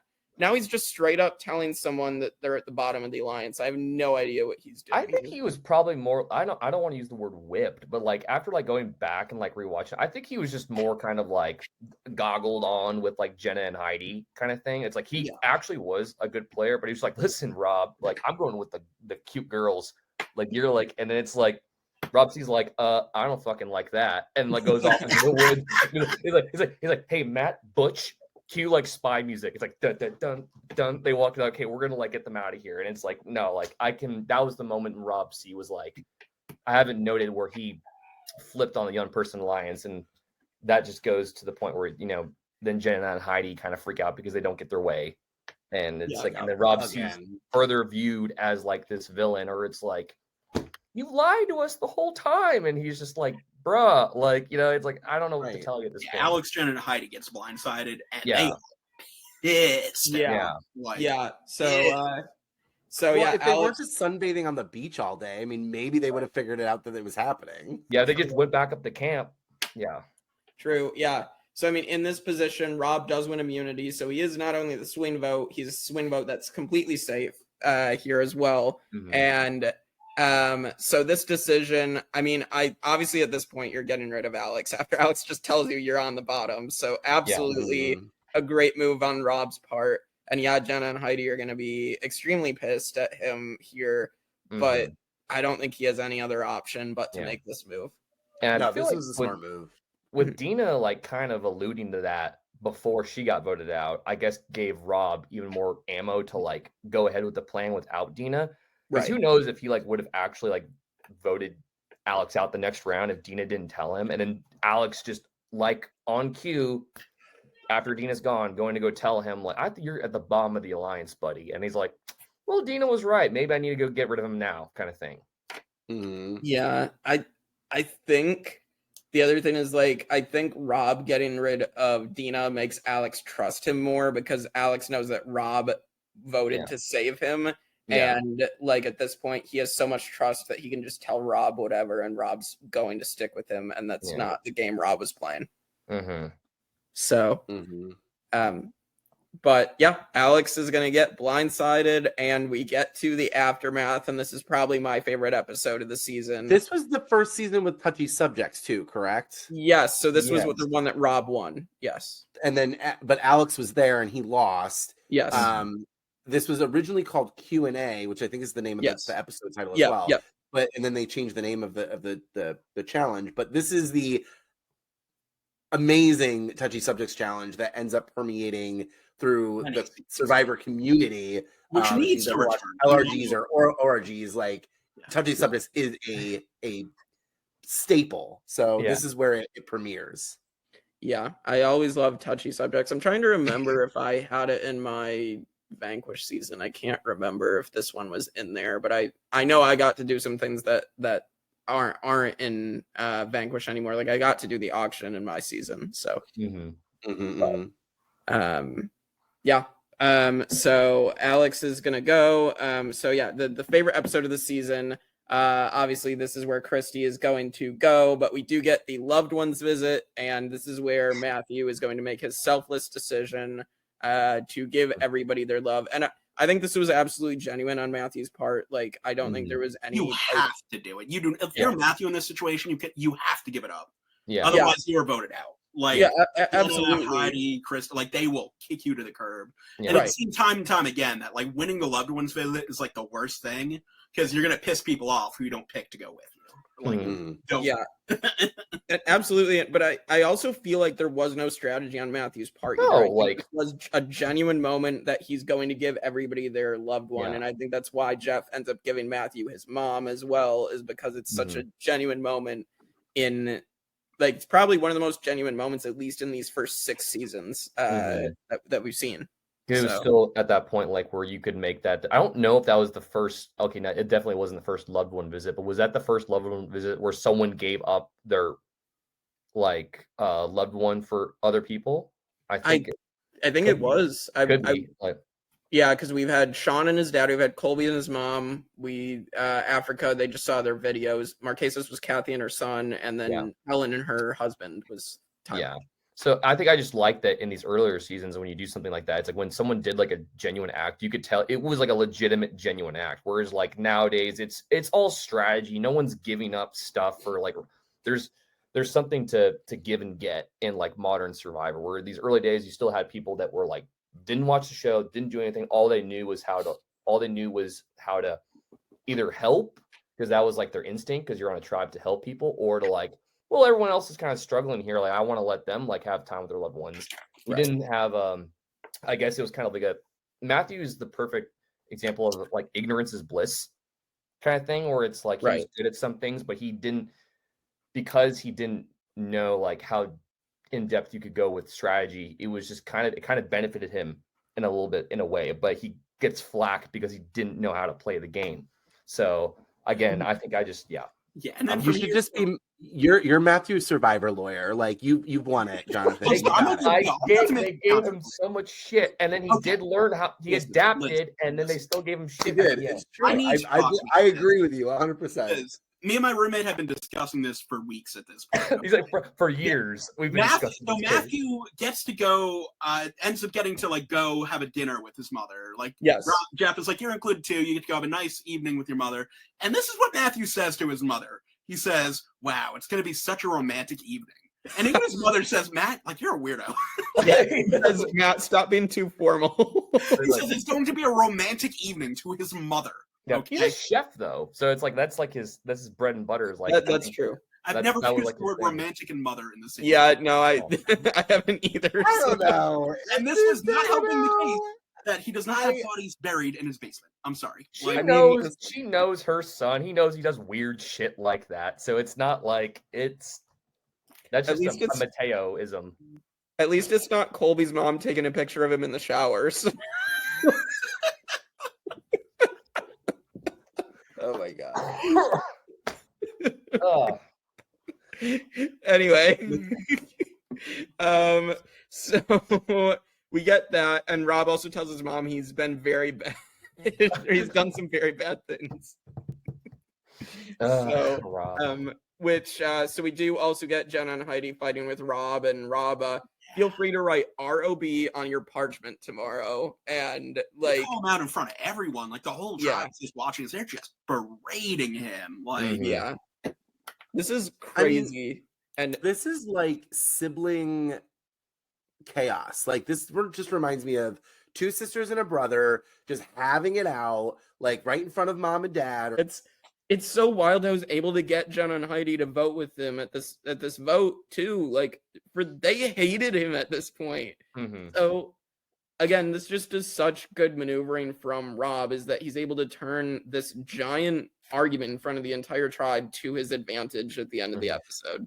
And against the one person that struggles with communication. Like, I mean, come on. Like, let's defend Christy for a second, Jonathan. Because literally, because we were saying she had been playing a good game the whole time, and it literally said like the one time that it's now on her to make a decision, and because she couldn't make a decision, that's a terrible moment when you're playing Survivor and you're forced to make a decision, and if you don't make a decision, then people are going to make decisions for you, and they did, and that's what got her game cut short at 6. Listening to RHP coverage of the current season of 48, and Rob was talking about the episode. It was Know-It-Alls when Bianca got voted out, and like she had gone to Cedric, right before Tribal started and told him about her advantage. And she was like, I didn't think you'd have time to like communicate with anyone and flip the vote.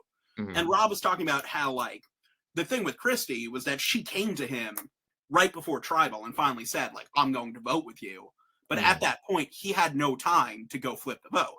Yeah. Like he had already turned it against Christy, and once they got to Tribal, like it wasn't the days of live tribals. He couldn't do anything at that point. Right. Like waiting until the last second to make a decision is what cost her. She could not commit to a side. Yeah, she screwed herself, and it's tough. I do agree with Mike about like communication. I think it's just like, for me, I think it's just frustrating when Christy legitimately just couldn't make a decision and was so indecisive that, oh god. But like I argue that it wasn't necessarily indecision, but the lack of experience in the strategical part of the game, because she wasn't really looped into a lot of things. Yeah. And so now she's being looped into two really interesting plans, and both benefit her. And so I think really it comes down to is she's trying to make the right decision. And so instead of being dishonest and telling people yes and yes, and then make a decision at Tribal, she's telling them and being honest with them and saying like, hey, I need to think this over. Like, give me a second to really like weigh out the pros and cons. And nobody gives her that time. And that's where I think that people just disconnected with Christy in a way that I don't think they would have had she not been deaf. Yeah, because if she was already kind of right. like, yeah, exactly. Because she was the whole game, like she'd been playing a good game, but nobody had ever come to her because they needed her for anything. And the one time that they need her, she's probably so filled with, oh shit, now everyone's coming up and talking to me because they need me all of a sudden. I want to actually take time to think about this. Make But the if you're right Rob decision, C, yes.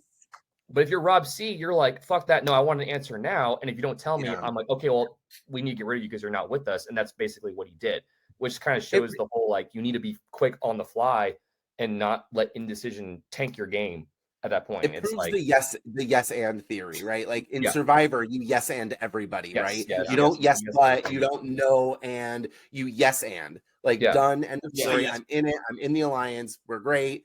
But then do your own thing, like in your own brain. Yeah, there's a great Teddy Roosevelt quote. It's the best decision you can make is the right decision. The second best is the wrong decision. The worst decision you can make is doing nothing. And that's where Christy landed.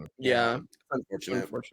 But yeah, I mean, this is an iconic. I think in this situation, I always support getting rid of the wild card. My biggest fear in Survivor is wild cards. Like, if I don't know where you stand, I would rather you be out of the game than in my game. So And do you think Jenna giving her immunity idol away kind of solidifies the Christy vote as well, right? Like, now I have to believe that everyone's going to switch to Jenna, and I'm just not on board with that. Yeah, I mean, so let's get to that now. So Jenna's actually the first person ever to give up her individual immunity. She gives it to Heidi. I forgot all about that. Yes, we focused so much on the Eric fans versus favorites one. Right. That you get conditioned to think that's the first time it ever happened. But then you get here and it's like, like whatever. And I'm like, wait, what? Like that happened here? Jenna was just trying to confuse them in that, like, well, they can't switch their votes at the last second if they were trying to vote for me. Yeah, I think that's probably what it was, and there was a chance I think that Heidi was gonna get the boot because the guys were terrified of Heidi. Like, that is legitimately, I mean, we're gonna get to the next vote. They legitimately were terrified where she says it at Tribal when she gets booted that they are scared to death of her. So I legitimately self-narrating. Yeah, I think it's legitimately Jenna just making sure that the guys don't take Heidi out instead. And so yeah, I legitimately think, and it's also just like, this is a crazy move to make at Tribal Council, and like, for me, I do think this does help solidify Jenna's win at the end, because I do think she does make a move, even though she doesn't really voice it. I do think like this is a part of her game that is shown in the edit, and like, and any other time it's been done, people have been voted out, giving up. So yeah, Jenna changed the game. Jenna, trailblazer. Yeah. Game changer. So Christy's gonna go, and we do get the iconic final words of the evil stepsisters of mine are not gonna get the $1 million. We'll see how that's gonna go. There's rumors surrounding this. We'll get there when we get there to Final Tribal. Right, episode 12. So my notes are on the post-merge are almost done, and I just have Butch burns down the camp, and That's what I have. Yeah, we have Junior Deputy Firewood Bitch that Rob is calling himself. This episode, Matt wins a car. You have the return of the Flying Fox, which, as I said, very dangerous. Yeah. And then, while they're gone, the entire camp just burns to the ground. And my question is, at what point does production need to step in? Because, like, Never. the rainforest could have burned, you know? Never. That's like, when Scoopin fell in the fire, like, nobody help him. Like, I get he's making a documentary. Like, Let's get that on camera. but also, what is their responsibility? And, like, what if this fire spread and they just burn down half the rainforest? Like, Well, that's a good point, though, too. It's like they just, like, you're not, like, on an island. It's like, sure, maybe the island will burn down. That's fine. But, like, you're actually, like, in a rainforest. It's like, dude, like, there's, like, filming. I'm sure they would have. They even have to put this fire out. Like, I think they would have stepped in if it was, like, really bad. But once it burned, like, Butch's I Still Believe, like, flag, or whatever his Believe in yourself. flag, believe in yourself. It's like, just, we can get the fire burning that. And then we can just watch Rob's money get burned. Then we're all good. And His Magic 8 Ball getting melted. Isn't there a rumor that Survivor and CBS was never allowed back in Brazil because of this? Because isn't there a law or something that if you see a fire like in a space like that, you are like obligated to try to put it out? That makes sense. That would make Mhm. sense, but they did go back to go to Tocantins in 18. Oh, that's Like, true. Did go back to Brazil. So I don't know, but I mean maybe they just weren't allowed back in this part. So I don't. You're not going to go to the actual rainforest. I remember watching it back 22 years ago. 2003. 2003. I remember watching it and being like, my God, like put it out. Like, why is nobody putting it out? And so like, it is kind of a weird production moment of like, when do you step in and like, when does it not become a TV show anymore? It's like a real life thing. I love the storytelling, the foreshadowing of Chekhov's firewood, where they're like, wow, they're really piling a lot of firewood here. There's so much firewood. Butch is really on a firewood rampage here. Mike, there was a lot of good foreshadowing. Yeah, Mike, it was if it helps, I'm now 3 at this point in 2006. So oh, so no, 6 in 2003. Sorry. I regressed in age. I can't wait till we get later into the seasons. I think I pick every like 5th or 6th season, so I'll be here a couple of times, Jonathan. So okay. we'll watch how I become an adult and you become a teenager. Yeah, I'll come back. Yeah. All right, so then we get to Tribal, and Heidi says the guys are scared to death of her, and she is voted off by the guys because Jenna does want to quit because she is sick. That's another big storyline of this, is that Jenna does want to give up, and all of us turned up. So they do vote Heidi instead, but yeah, this is our winner, and it's not a great look for her to, want to give up, but she does rebound at least, obviously. But yeah, this tonsillitis though, Jake. I mean, it's pretty, it's a big thing when you get it in the rainforest. Yeah. Don't want to downplay that at all. Yeah. Don't want to downplay that. It's tonsillitis. That's like 17 times. Yeah, that's true. I mean, it sucks. Tonsillitis is no joke, but it's also just like, I don't know. For me, if someone is going to quit and they're your winner, like, I don't know, it does mark them down a little bit for me. And then zoning out on Jenna's whining. It was like the teachers and Peanuts were like womp womp womp womp womp. That's right. Yeah. Now that you brought up the whole like Jenna possibly quitting fiasco and then like her winning and then like her coming back for All Stars and like quitting in that for good reason. Yeah, that was for good reason. I'm not gonna rag on Jenna quitting in All Stars. That's her mother before her mother died. And this is something that's been set up like a year's worth of Survivor lore when we get to that. So it's just kind of crazy how that all worked out. But obviously Heidi goes because I think she's definitely a threat. And obviously the guys are scared of her. And it's just kind of like, well, now we're just down to Jenna. Yeah. Lone lady.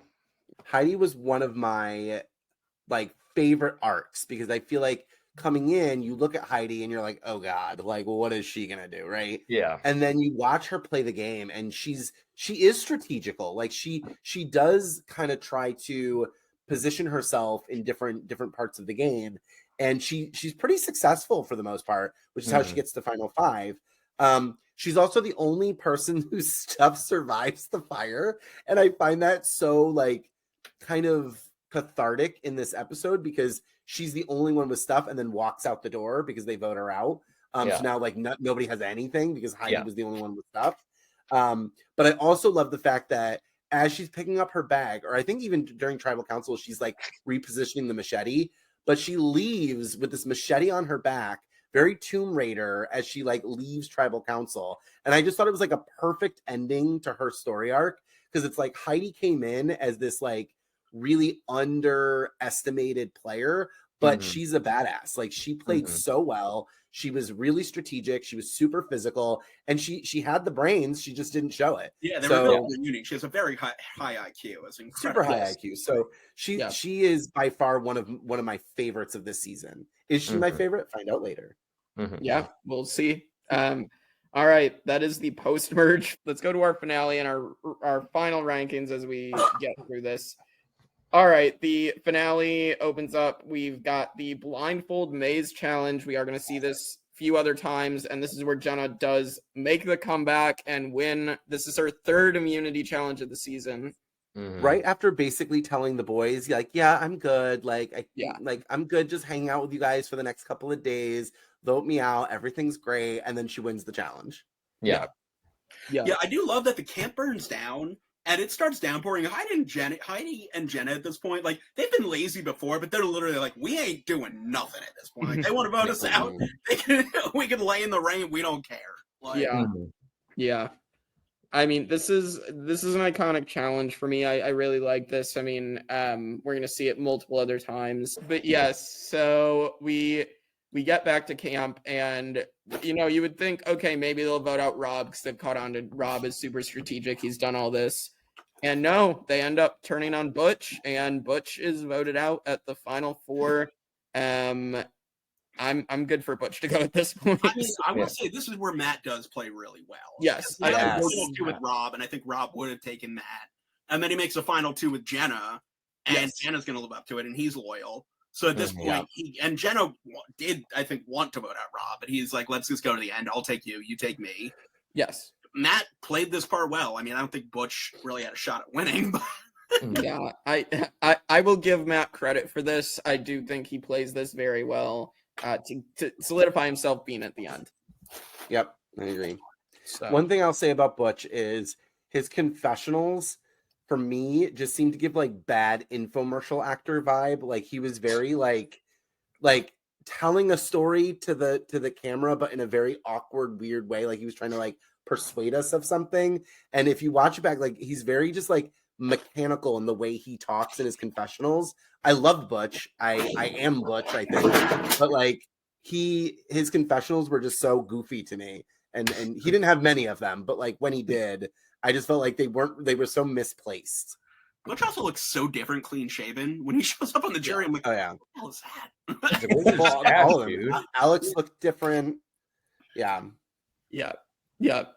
Butch is fun. I mean, you got Butch and Roger, who are the 2 old men, and Roger's very hateable, and Butch is just fun. All right.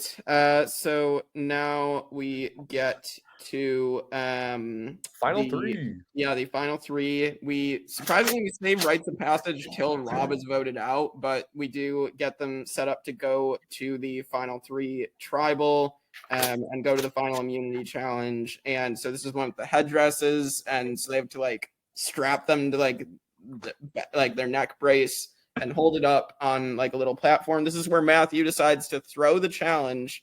And so he does that. And then Rob tries to make an immediate final deal to Jenna of like, you step down, I'll take you. And then Rob falls and Jenna wins her 4th immunity challenge. So. And then at tribal, Jenna's like, I want to take the best competitor to the end. I'm like, really? That's an odd thing to say. It's like, I think you just want another opportunity to shit on Matthew. That's all I think for some reason people can't get enough of that this season. It's like, but Jonathan, going back to the defending of Matthew. Okay, no, Jonathan, we no. get it. I've said enough. I've said my case. But at this point, it was like he obviously threw it, and I think he would have definitely won that if he like just chose to stay in. But like, it was just kind of ironic. There's almost like a form of poetic justice, I guess, for Rob C. His almost perfect game. It's like you created this Frankenstein in Matthew, and you let it get out of control, and it's like. Then he's the one who cuts you. Yeah. And he pulled a Richard Hatch. He knew both of them were going to take him. So. Yeah, exactly. That's the move to make at that point. That's something that if I was in that position, because my season of Vanquish was a final 3, so I didn't get to do it. But that's something I definitely considered was like pulling a Richard Hatch in that scenario. But yeah, so I don't trust anyone. But Rob Cesternino is voted out. We get some in the edit. We get some smirks from the jury as he is voted out from like Alex and Christy, and I don't know. It's kind of poetic, as Jonathan said, but unfortunately, Rob does not win. Let's get to our Fallen Angel rankings. I had him number 1. Oh yeah, he was high up for me. So I forgot about that. I have him as my second best Fallen Angel overall in all of the Fallen Angel rankings, so second out of 47. Behind who? What? Behind who? Well, I'll reveal that later. The standings as they are right now, it is Kathy at number 1, Rudy at 2, Lex at 3, Chef Keith Famey at 4, and Jan Gentry with her Pet Cemetery at number 5. Well, he's at least not getting 5, like 5th or 4th place. Yeah, I do love me some Kathy, not gonna lie. We have our new number 1. Rob Cesternino is at number 1 right now. His game is so good. The way he's able to ping pong between alliances, shift things. That's the game I would want to play if I was able to. But to me, he's like the prototype for all of us Survivor super fans, strategists, nerds. Like, I love him, and so yeah, for me, just game wise, luckily he played just a great game. But even just him being an inspiration for me in my life is just great. So I think like in the very beginning of all of this, right? Like game botting wasn't a thing. Like now we talk about game bots and like people that just like play the game to strategize the game. That's what he was doing. Like he's the original game bot. Yeah. And like I love watching him play in both seasons, even though he doesn't do as well later on. But like in this season, it really proves like that game botting it makes sense. Like you need to know the game that you're playing in order to get far enough to win. So right. I think Rob is by far one of my favorite players. Yeah, I mean, he didn't just change the strategy of Survivor. He changed social strategy in general. Like, I mean, Richard Hatch had the blueprint, but like the flipping between alliances, like the way he flipped when he needed to, the way he kept changing the power structure that suited him. Like, that was new and that was different. Like, you had Danielle and Jason in Big Brother 3, which I think aired before this, but, like, even then, like, everything that came after, I think, and, like, the big characters and the characters who are also strategists, he changed a lot of what Survivor is. And especially coming off of Thailand, I think you needed a figure like Rob to bring the interest back, and then you have, Pearl Islands right after. But, yeah, I love Rob Cesternino. Like, I just listen to RHAP literally every single day. Yeah. Listen to a lot of RHAP.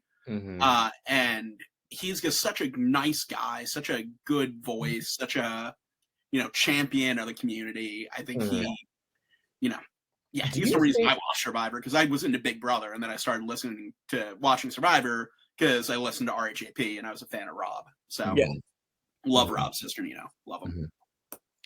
So interesting. I want to get your guys' opinion. Do you think at this point in time in Survivor, out of 6 seasons, do you think he's the best player that's ever played at this point?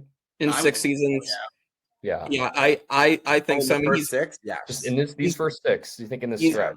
Yeah, he's named the best player to never win by Jeff. I think it holds up. He is, in the first 6 seasons, he's absolutely the best player. I You think can even include 7 in this too if you want to before All Stars, because we know what happens in All Stars, and so it's like these first 7 seasons. But the reason he's targeted in All Stars is because of how good of a game he plays. And I can't have this.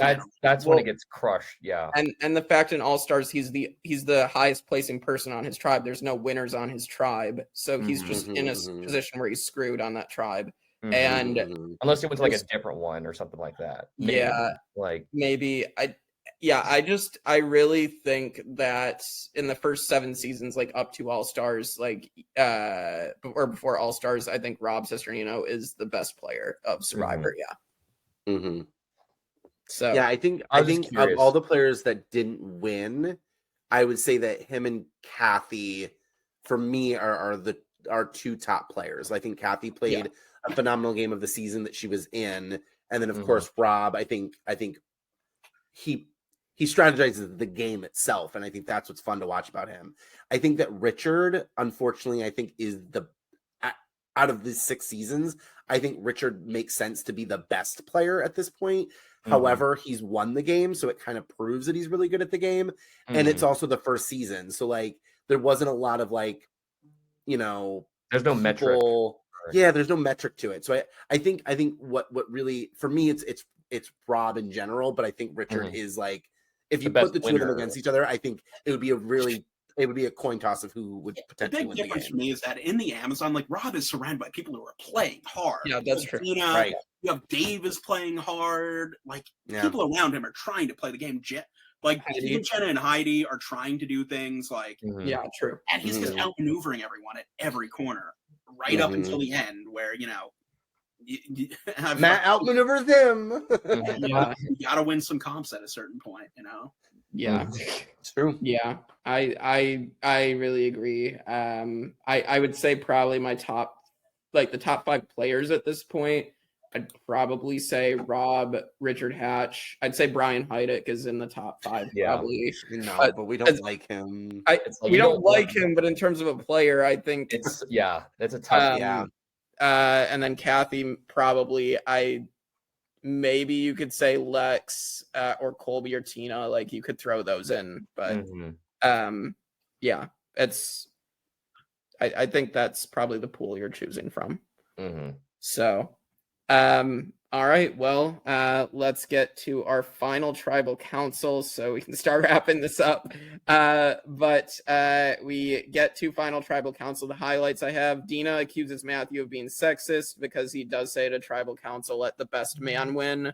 So she goes after Matthew. Obviously, I don't think he made that.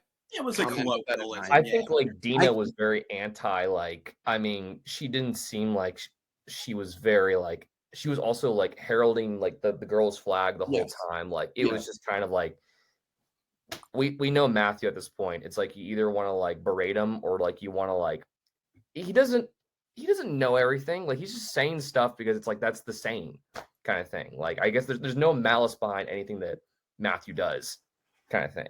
No. Yeah, I think, and you were about to say it, Brandon, I think there was a colloquialism to what he was saying, but I also think that if I'm remembering the situation clearly, I don't think Jenna was an entity in the comment. I think that either Jenna had immunity already, or there was something about Jenna that discounted her from the moment. And I think that's what it was. It wasn't that she was a woman, but it was because there was only men that were available to either get through the vote or to do whatever. And so when he said the comment at Tribal, I think it was more about like, in this situation, right? Because I think Jenna had immunity. So I if I'm remembering the situation, I want to go back and watch it, but I waited too long to finish the finale. But I think that's what it was. I think that Dina was taking a moment out of context and using it to kind of like jab it at Matt. And I think she did what she needed to do. I don't think it was a bad question, but I do think that it was out of context, and I don't think Matt meant anything by it in any way of a gender way. Agreed. And then Heidi tries to get Jenna to have an answer for. So I believe he's sitting here. Yeah, I believe I wrote the quote. Is that the only person? Who do you think you're sitting here? And she's like, "Is there another name?" And Jeff was like, I believe it's been stated, like a rumor is, or I think Rob has said this, maybe not, but it was I believe she might have been trying to get Jenna to answer Dina. I believe that's the story of why she answered that question, but I don't know for sure. So otherwise, if you don't know maybe that context, it does sound like Heidi's trying to get Jenna to answer her, so it does sound ridiculous. Yeah, and I think just Jeff cutting her off too just kind of gives the vibe of like, Heidi, you've asked your question, move on. Didn't say you. Goodbye. Oh my god, that was funny. And then Matthew's most influential leader is Colin Powell, the U.S. chairman of the Joint Chiefs of Staff. I think Matthew, again, he's too formal, as his mom says. He answers too literally of like modern influential leaders. And then Jenna's able to answer her mom, and I think that's obviously more relatable than Colin. I mean, Jenna's not in love with her mom the way Matt is. So. No. Bird. Okay, no. Oh God. We're also glossing over when Christy goes. I was just going to bring it up. Which I don't think Jenna did. I mean, basically, Christy's saying that Jenna compared being beautiful, being handicapped the way Christy is. And first off, saying in any way, shape, or form that being beautiful is a disadvantage. I mean, again, I've been disadvantaged by my beauty before, but Jesus, Brandon, you blinded me with your beauty. I think what she's saying is people underestimated me. And that was a disadvantage, but it comes out so wrong. I think her terminology did not sit well with Christy for obvious reasons. Yes. And I think that it also points out, like, and again, this is in 2003, 22 years ago, when people were using terms kind of interchangeably for different things, and words like handicap or handicapped was an adjective to disadvantage. And in a very just normal way. And I think we've evolved in our language since then, where we know that sometimes words like that are offensive or can be offensive to people that truly are or have a handicap. And so I think that's what Christy's point was. But I also think that Jenna dug a deeper hole by defending that it's about my beauty is a disadvantage because yada yada yada. But I don't disagree with that either. I think she was trying to say hey, people underestimated me, people looked at me as a weak player, and if she had said it that way, I think it would have made more sense and made her look less. She was a little more there, but right. I'm beautiful, so people didn't like me. I will say Jenna and Matt, and maybe I'm misremembering some of the other final tribals, but they seemed so much more exhausted than some of the other final tribals that I've seen. The two of them just didn't seem to have a lot of energy when they were answering their questions. And so coherent. If I'm Jenna, and I'm now 99 pounds, I've lost 20 pounds. I'm not going to have the energy to be able to keep up with all these questions. So I give a lot of people credit to get to final tribal and be able to be articulate, but these two were just not doing it at all. Neither of them were. I know he wanted to come in and be I played a loyal game, but he was cognizant enough when people asked him did you lie? To be I lied. I had to lie. It happened. It wasn't he wasn't like Mike Turner who was preaching loyalty and it just wasn't. I mean, he didn't win anyway, but I think he didn't stand on a soapbox, and that could have hurt him even more. I don't know how, but he could have. Right. Well, and then don't forget, Butch almost died. Yeah, Butch almost died to a tree branch. Butch almost died. I was so worried for him. Yeah. Butch just starts answering his question. You hear the cracking, and then it just falls. So much fun. Jeff's reaction to that, you better rephrase that, Butch. The Survivor gods are not happy. Yeah, no. Maybe the tree branch didn't believe in itself. Well, the banner was burned, so the forest was already angry at that banner. Get out of my forest! Nothing is to believe in yourself. That's actually really funny. That's a story arc for Butch, is that he burns down the forest. Amazon and it gets angry at him. And it tries to kill him. Yeah. And as he's at tribal, you see like the banner like float down in the middle. Like, believe in yourself. Like, what is that? Okay. All right. So I did also want to say, so we get to final tribal voting now. And so the rumor is that because Christy does vote for Jenna to win, and people thought she would vote for Matthew because she wouldn't let an evil stepsister win. The rumor is that Christy didn't know that they were voting for a winner and thought they were voting someone out and voted for Jenna to vote her out. Oh boy, oh boy, oh boy, oh boy. Yes, this is like deep cutting lore because a lot of people aren't familiar with it. But very famously in Big Brother Canada 1, that's how a winner won, is because someone voted for someone who they thought they were evicting, not voting to win. And Arissa Cox had to be like, the vote stands. And then every time there'd be a finale, Arissa Cox would go, you're voting for who you want to win. I'll repeat, who you want to win. So But really, that the also vote is goes 5-2. back to like this idea of, you know, her disadvantage in this game. You know, she's at final tribal and Jeff is probably saying like, okay, you're voting for a winner here, and he's explaining everything. But if she's not looking directly at him or knowing he's talking or saying something important, she probably missed it. So I don't discount this rumor. It's possible. But I feel like they also like read all of the rules and stuff like that. They also show it actually says it twice writing that you're But voting for who going you up want there, to win. Also, Rob has debunked this because he has talked about this rumor on the podcast and said that Christy was legitimately voting, and she did just believe at the end of the day that Jenna played the better game. So, well, and she says it during the reunion. She Yeah. articulates it pretty well that like, Yeah. I mean, like I was with Jenna for the majority of this game, so like it just made sense for me at the end of the day to vote for the person that played the better game. yeah, I don't think the rumor is true. It's just a funny rumor to look at. But I think Christy understood. So yeah. And there's something we do have to talk about before this podcast ends. The jet ski. Is that it? Y'all are talking about? Yes, we got to talk about Jeff Rose on the jet ski, man. I was so high when I watched this, and it might be my favorite moment of Survivor ever. And I remember it happened. I didn't remember it was this season. I guess when he walks down the dock holding the urn, and then I'm like, wait, there's a jet ski. Oh my god, he's getting on the jet ski. Yes. Your probes drives goes across the ocean on a jet ski, and they commit to the bit. Like he passes a naval carrier, like Statue of Liberty. He's like riding the subway with the boat. Been on this jet ski all night long. I mean, Yeah. This is a 24-hour like arc. Like he gets on the jet ski at night. It's now sunrise. They all beat him to the studio. Yeah, he gets to New York. He's got to stop at the Statue of Liberty. He's got to, make sure the Statue of Liberty gets her comeuppance, right? He gets to New York. He parks the jet ski and then spends the entire day getting to David Letterman. Gets on the subway. Can't even take it to the subway. Yeah, it's so good.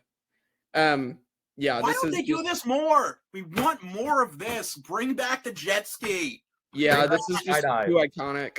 We're gonna get to Vanuatu's later, where he skydives with the votes, but I mean, yeah, these are just everybody remembers this jet ski moment. Everybody wants it to happen. I see Dalton Ross reference it all the time that he wants it to happen again. So make it happen, CBS. It was pretty good. Make Survivor corny again.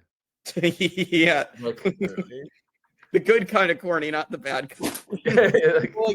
This was supposed to be like production quality, is him on a jet ski, and all these edited moments, right? But now we see everything's in HD 4K, blah blah blah. So quality is totally a different story now, but this was quality back then. But they commit to the bit. It's not just a clip of him getting on the jet ski and then him getting off and having the boat. It's like a 3 to 5 minute sequence with multiple segments of it.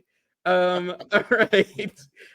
So Jenna wins 6-1 over Matthew, which the Chiron spoils before the votes are even read. So someone definitely got fired. I forgot it was 6-1. That's brutal. Yeah. Well, it's the largest margin so far. We're gonna see it again in Pearl Islands, but yeah, it's just very, very wild for her to win by that much, and we haven't seen a blowout in the past 5 seasons yet. So. Pretty crazy. Well, and this is the all-female arc for a while too. So this is our first female winner and then, or not first female winner, excuse me. This is our first in the arc of 3 in a row, I think it is, right? Yes. Yeah, It's 3 in a first row. Sandra, then then you got Amber. Amber. Yes. Wait. Yeah. Oh, Mhm. And three, then yeah. somehow Chris went. Yeah. I Then know, when it should have been a woman all Go along. That should have Chris! always Okay, been a though. woman. Oh, Kevin's gonna be happy to hear you say that. Oh, it should have always been a woman. Yeah, I A mean, woman should have won that season. Where the hell? Who's Chris? I don't understand. Chris is Kevin just cheered in maybe- the Maybe I'll audience. just pop onto that one like randomly when you guys are talking about the winner and be like, "Who's Chris?" and just like leave. All right. So let's rank the finalist and the winner. So Matthew von Ertfelda, I know y'all are about to defend this man.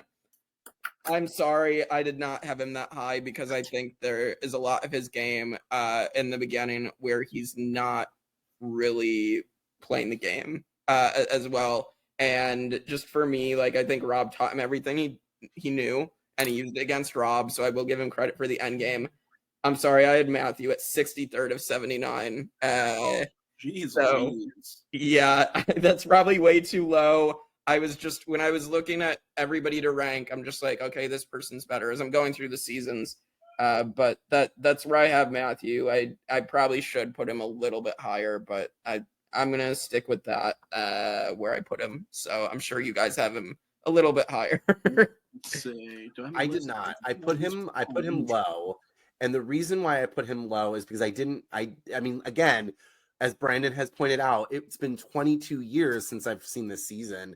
And so for me, Yeah, remembering the season, I'm like, oh, Matt was a terrible finalist. Like he was awful. So I know I ranked him low, but knowing what I know now and having rewatched it with a much older and mature view, Or I do think that Matt, I think, played the best game that he could. He talks about how he was very naive coming into the game, how he didn't really understand it, and then he used his relationship with Rob to gain his footing in the game. And so his adaptability, I think, would give him a higher score than what I originally scored him. wait, Jake, what number did you put him? I put him at 63rd of 79. 63rd. He's number 60 for me. Oh wow! Mm. So we were close. Yeah. Okay, and he lost 6-1. So again, a blowout. Like I feel like, but I mean, there are 0 vote finalists that I also put higher. So should be 5-2, but somebody didn't understand the rules. oopsie. Okay, no. See, apparently she did understand the rules, so it's like, yeah. Yeah. Well, Jonathan, you gonna defend Matthew? No, not for this one though. I think like I had him like at 49. I think Okay. I could like make an argument to give him a couple more spots because I defended him so fiercely. But then again, we have like how many seasons of Survivor that happened after this? Yeah. So it's like With there are 79. like a lot of other people right. that you can make a Mhm. very strong argument with. I'll always like I guess passionately defend him in the context of the season, and maybe I could give him like a couple more spots higher, but I think he'd probably be like in the mid 40s for me. But yeah, that's where I kind of have him finally. So, I mean, Survivor's always going to be a social game, right? And Matt is just is a little bit socially awkward, which is fine. A lot of people are that way. But when it comes to a jury vote, like Jenna was always going to have Heidi. I think Dina would definitely lean Alex. that way. I think Rob would lean that way. Which, even if it wasn't a blowout, like the votes were always going to be there for Jenna over Matt, unfortunately, no matter what game he played. Yeah. But Yeah, and Matt, and see the thing is, the Matt, he doesn't have an axe to grind with anybody. You know, like does anybody get that joke? Okay, no, okay. except for all the bodies in his Except for all the bodies. Yeah. All right. So the standings as they are right now: Colby at number 1, Kelly Wigglesworth at number 2, Nalia at 3, Kim Johnson at 4, and Clay Jordan at number 5. Matthew or Von Ertfelda. Matthew is at number 5. He is above Clay and below Kim Johnson. Well, that's good, at least. He would have Like, feed yeah. above Leah. Like, if they said like Clay Johnson was better, then I'd be like, that's outrageous. I'm like, ugh. Yeah, I have Clay higher than Matthew, but not like I don't have Clay Really? high. Yeah, Oh, okay. I thought Clay had some more game to him than Matthew did. I'm not saying I like Clay, but I'm It sounds like you like Clay, Jake.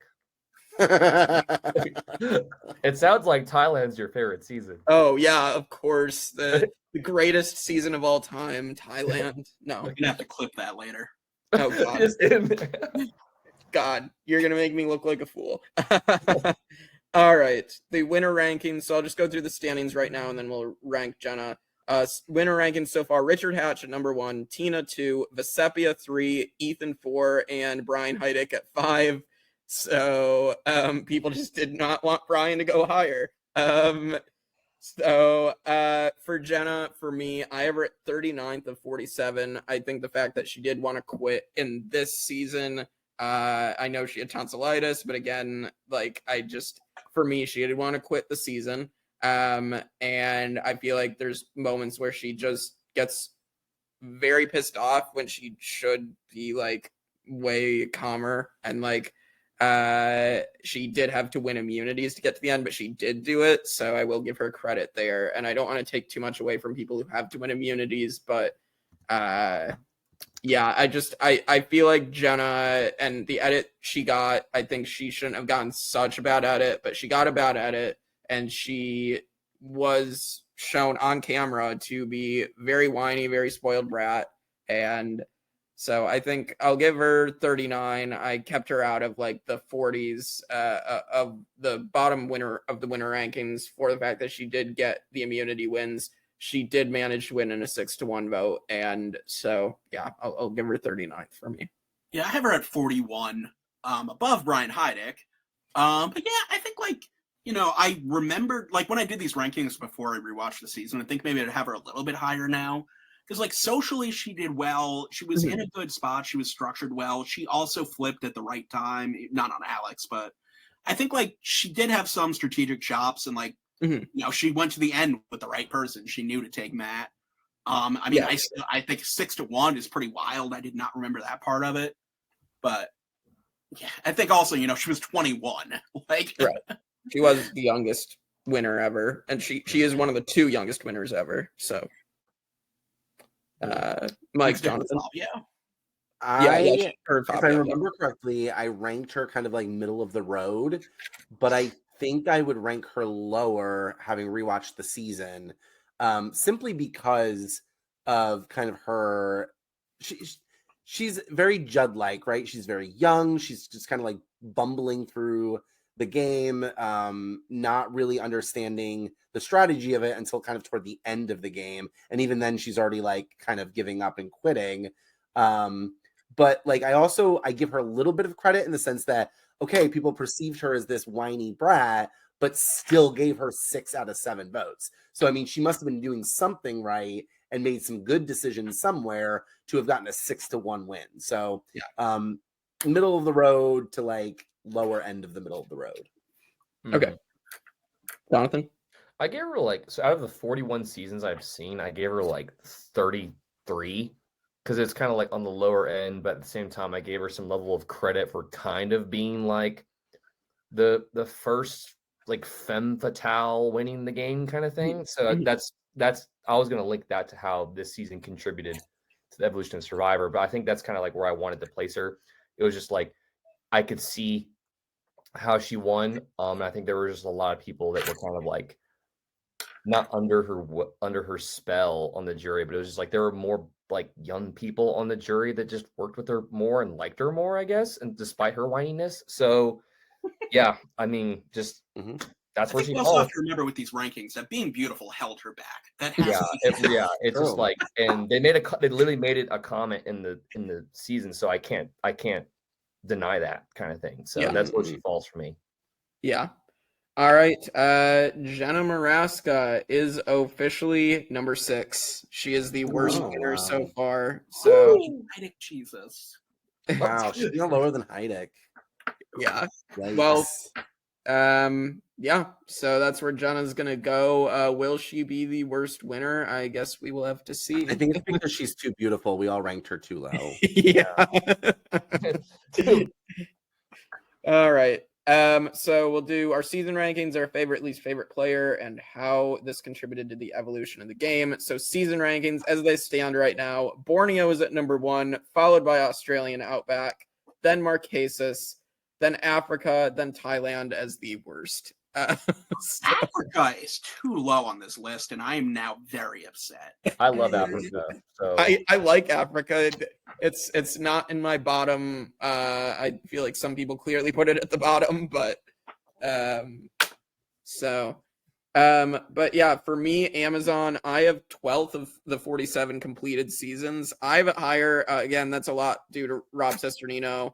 But this season really reinvented the strategic part of the game, and it stands out so much for me because of that. Yes, you have the horniness of the men and everything else, and the younger women and whatnot. So that does keep it out of the top 10, I think, for me. But I mean, strategically, it has to be in like the top 12 here at 12th for me personally. So I really enjoy Amazon, even though parts of it don't age well. Yeah, in my original ranking, I definitely gave Amazon a boost because it's number 7.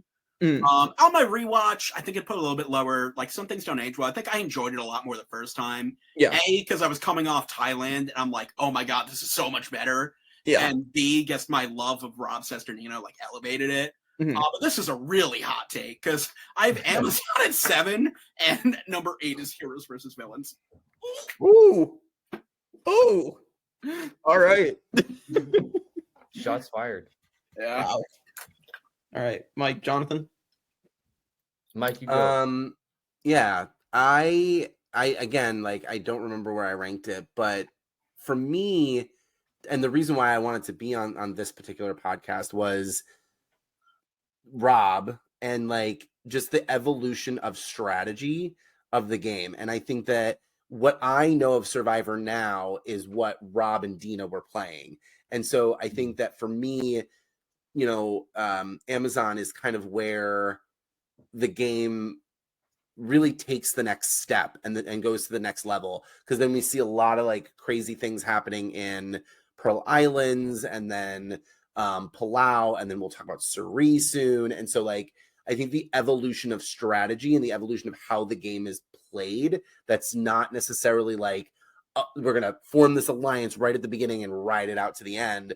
We're not doing that anymore. And like this is the new era of the old school way of playing the game. And and I think that the Amazon is by far one of the original, like, fun, you never really know who's gonna go in the next episode season. So I loved it.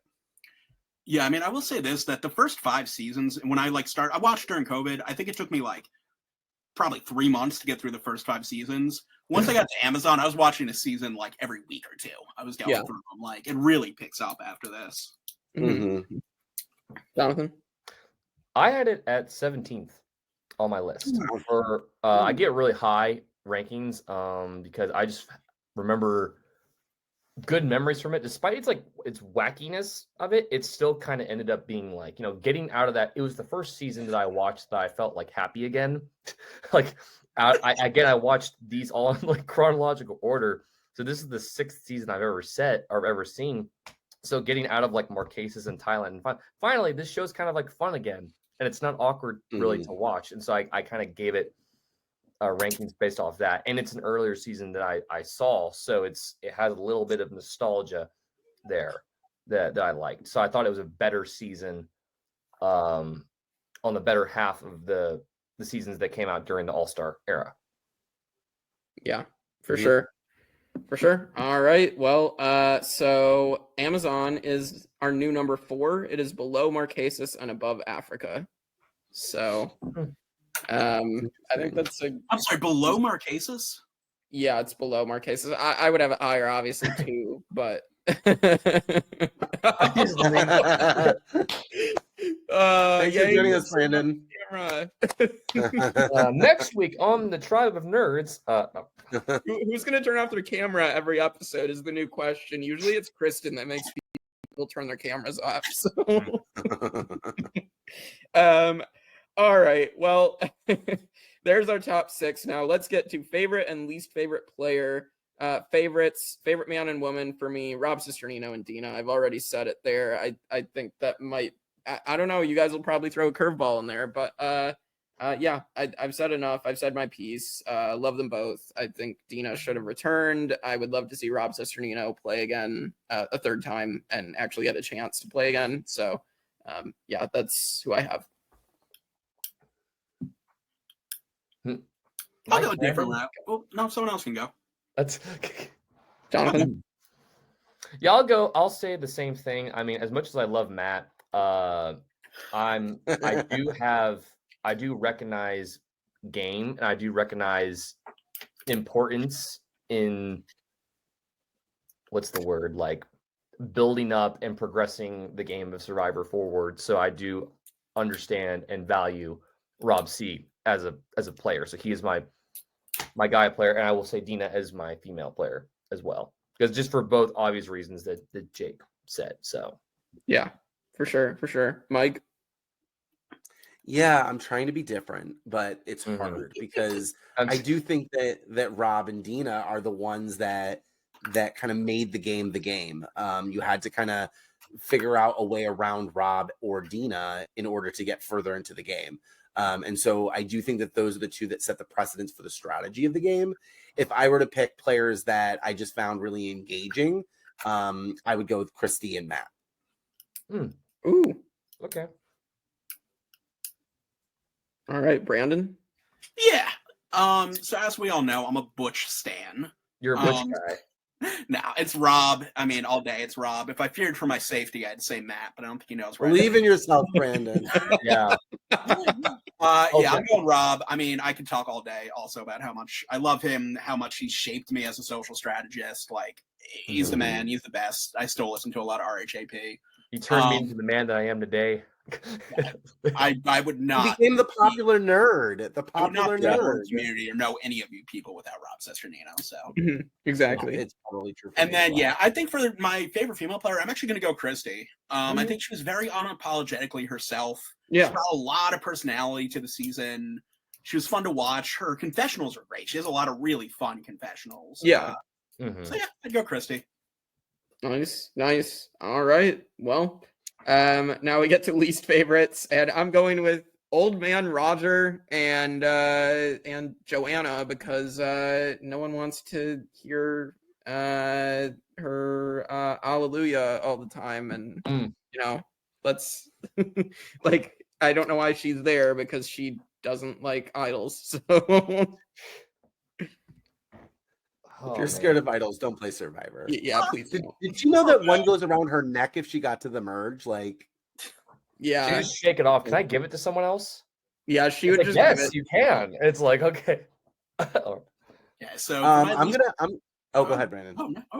For my least favorite guy, I said at the beginning, I'll say it again. Ryan sucks. There's only one episode, but like of all the guys being like, oh, the women are hot, or like, oh, babes in bikinis. That's every single confessional for Ryan is literally just that. He's the worst.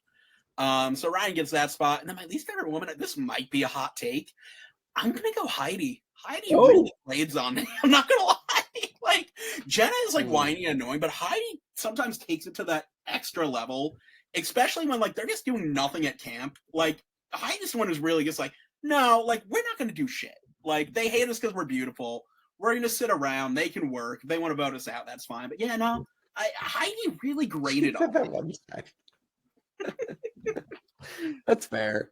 I'm gonna be different still. I'm gonna go for my girl. It's Shauna. What game were you playing, girl? Like this isn't the dating game. This isn't like this is Survivor. Like you came and like I'm sorry about your energy going out your toe or whatever it was, but like somehow testosterone brought it all back. So Shauna, least favorite. And then I'm gonna go with Daniel. And the reason why I'm going with Daniel, what? Daniel, not Dan Lou. Yes, he had like what 3 confessionals, and like they were all about like how he wanted to like bone a girl, and like I found him so like I know we're talking about Dave and his like kind of like California sound to him, but Daniel was like the epitome for me of like that like. And I don't want to be rude about it, but it was like he was like the unintelligent, I'll say that word instead of what I was gonna say, the unintelligent jock. Like he was the guy, he was the big muscle that wasn't doing much of anything or helping the tribe in any particular way, whether it be in challenges or at camp. And then all he was doing was just talking about being a bro the whole time. So I did not like Dan. Dan was not for me, unfortunately. And I think the video you sent me made it worse because I was like, oh God. The internet, he talks about how he wanted to be on TV. And I'm like, dude, you have a personality of a guppy. Like, I don't understand like why you think you should be on TV at all. There's a clip circulating the internet hosted by Moose from Big Brother Canada and Derek X from Big Brother, where there's 5 people who any of them could be a Survivor player, like one's the secret one, and the secret one is Dan Liu. And I literally watched the finale. I watched the reunion today, and then I watched that clip, and I did not. He was bad at being himself. Like he lied about the season he was on, and like it was just the whole. He said I got voted out 3rd. I literally watched him today, and then he's talking about in this clip about how he's an actor, but like he's clearly not getting any work. And I'm like, I couldn't imagine why, buddy. Couldn't get it. Don't understand. Well, personality of a guppy. I'm sorry. Oh my God, Jonathan. Okay, I'm gonna go along with the theme of being like all over the map here, and I'm gonna like just to go against this grain. I'll say like, okay, for guys, I mean, I would either go with like Roger or I would go with like either Ryan, Dan, or Dave, and I'll go with like, no, Dave was annoying. Dave's my least favorite guy. Dang, that's like. Do you want to be the only one that's like going against Roger? Apparently, I'm the only one going against Roger. We'll go with that. Just to make it. So I'll say Dave was really annoying. Surfer bro attitude was annoying too much. And for females, it's like either between Heidi, Shauna, or Jenna, and like it's like Heidi and Jenna. It's like a coin flip on like which one I disliked, and I guess I'm gonna go with Jenna. Just for the sole fact of like Heidi, you could make a good case on like why like she had like the ability to win. You know, she was a physical player and she was a strategic player at the same time, but she was just so everyone was like, oh, we're afraid of her, get rid of her now. And then just leaving Jenna around. And I'm like, so yeah, I'm just gonna be different. I'm just gonna say Dave and Jenna. Wow. Well, half the cast got least favorites. There you go. Good job, Survivor Amazon. All right. Now it makes sense why we were all on the same page with like the favorites. Yeah. All right. How did this season contribute to the evolution of Survivor? I think so. Here's one thing: strategy, and I think the other thing is a focal point. Like I think Rob really became the main character of this season, and we're gonna see it like Rupert in the next season really takes that spot of like this is who. As a character. It changed the editing of how they look at the show. It was less of an ensemble, and they really honed in on a couple of people who like were driving what was going on, and the big characters and the fun confessionals. I don't know. I think definitely strategy-wise, though, it went from pagongings every season to this fluid, flipping, thing that was changing and growing, and I love it.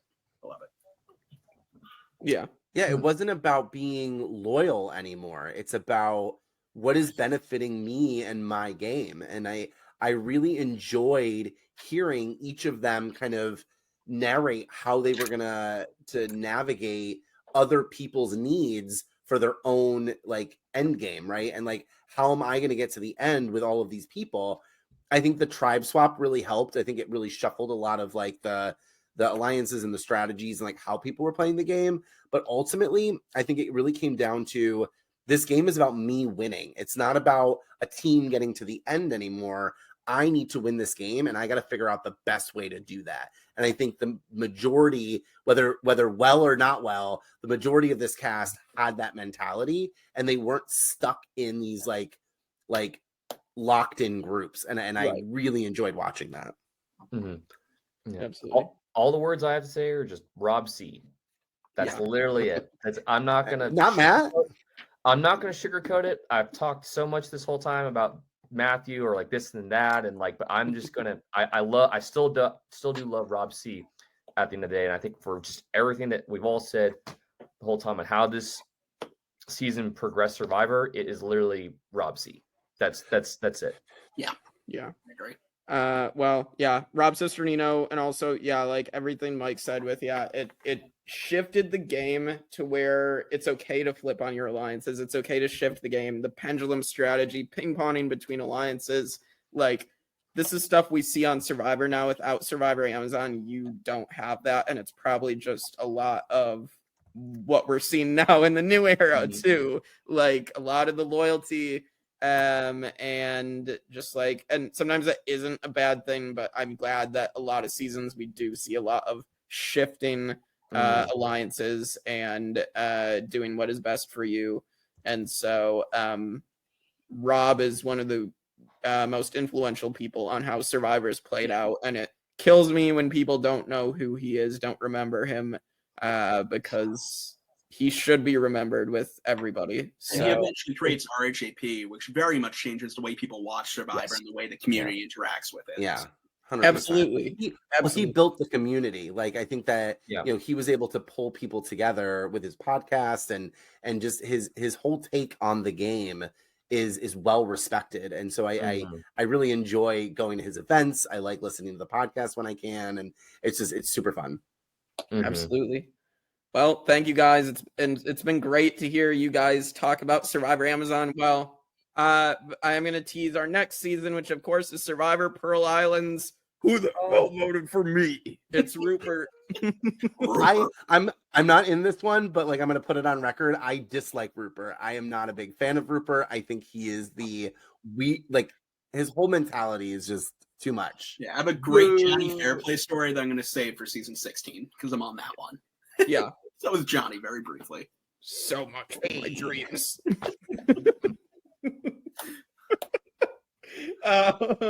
Yeah, it'll be a lot of Rupert impressions. I of course have Jonathan is coming back for that one, as well as Adrian and Tiny Hands, Kevin, Hannah. So so those three will be joining me for Pearl Islands, talking about dead grandmas and everything in between. So episode titled "She Died, Dude." Yeah, she died, dude. Yep. Well, we will see you all next time for that on the Tribe of Nerds Survivor 1 through 50.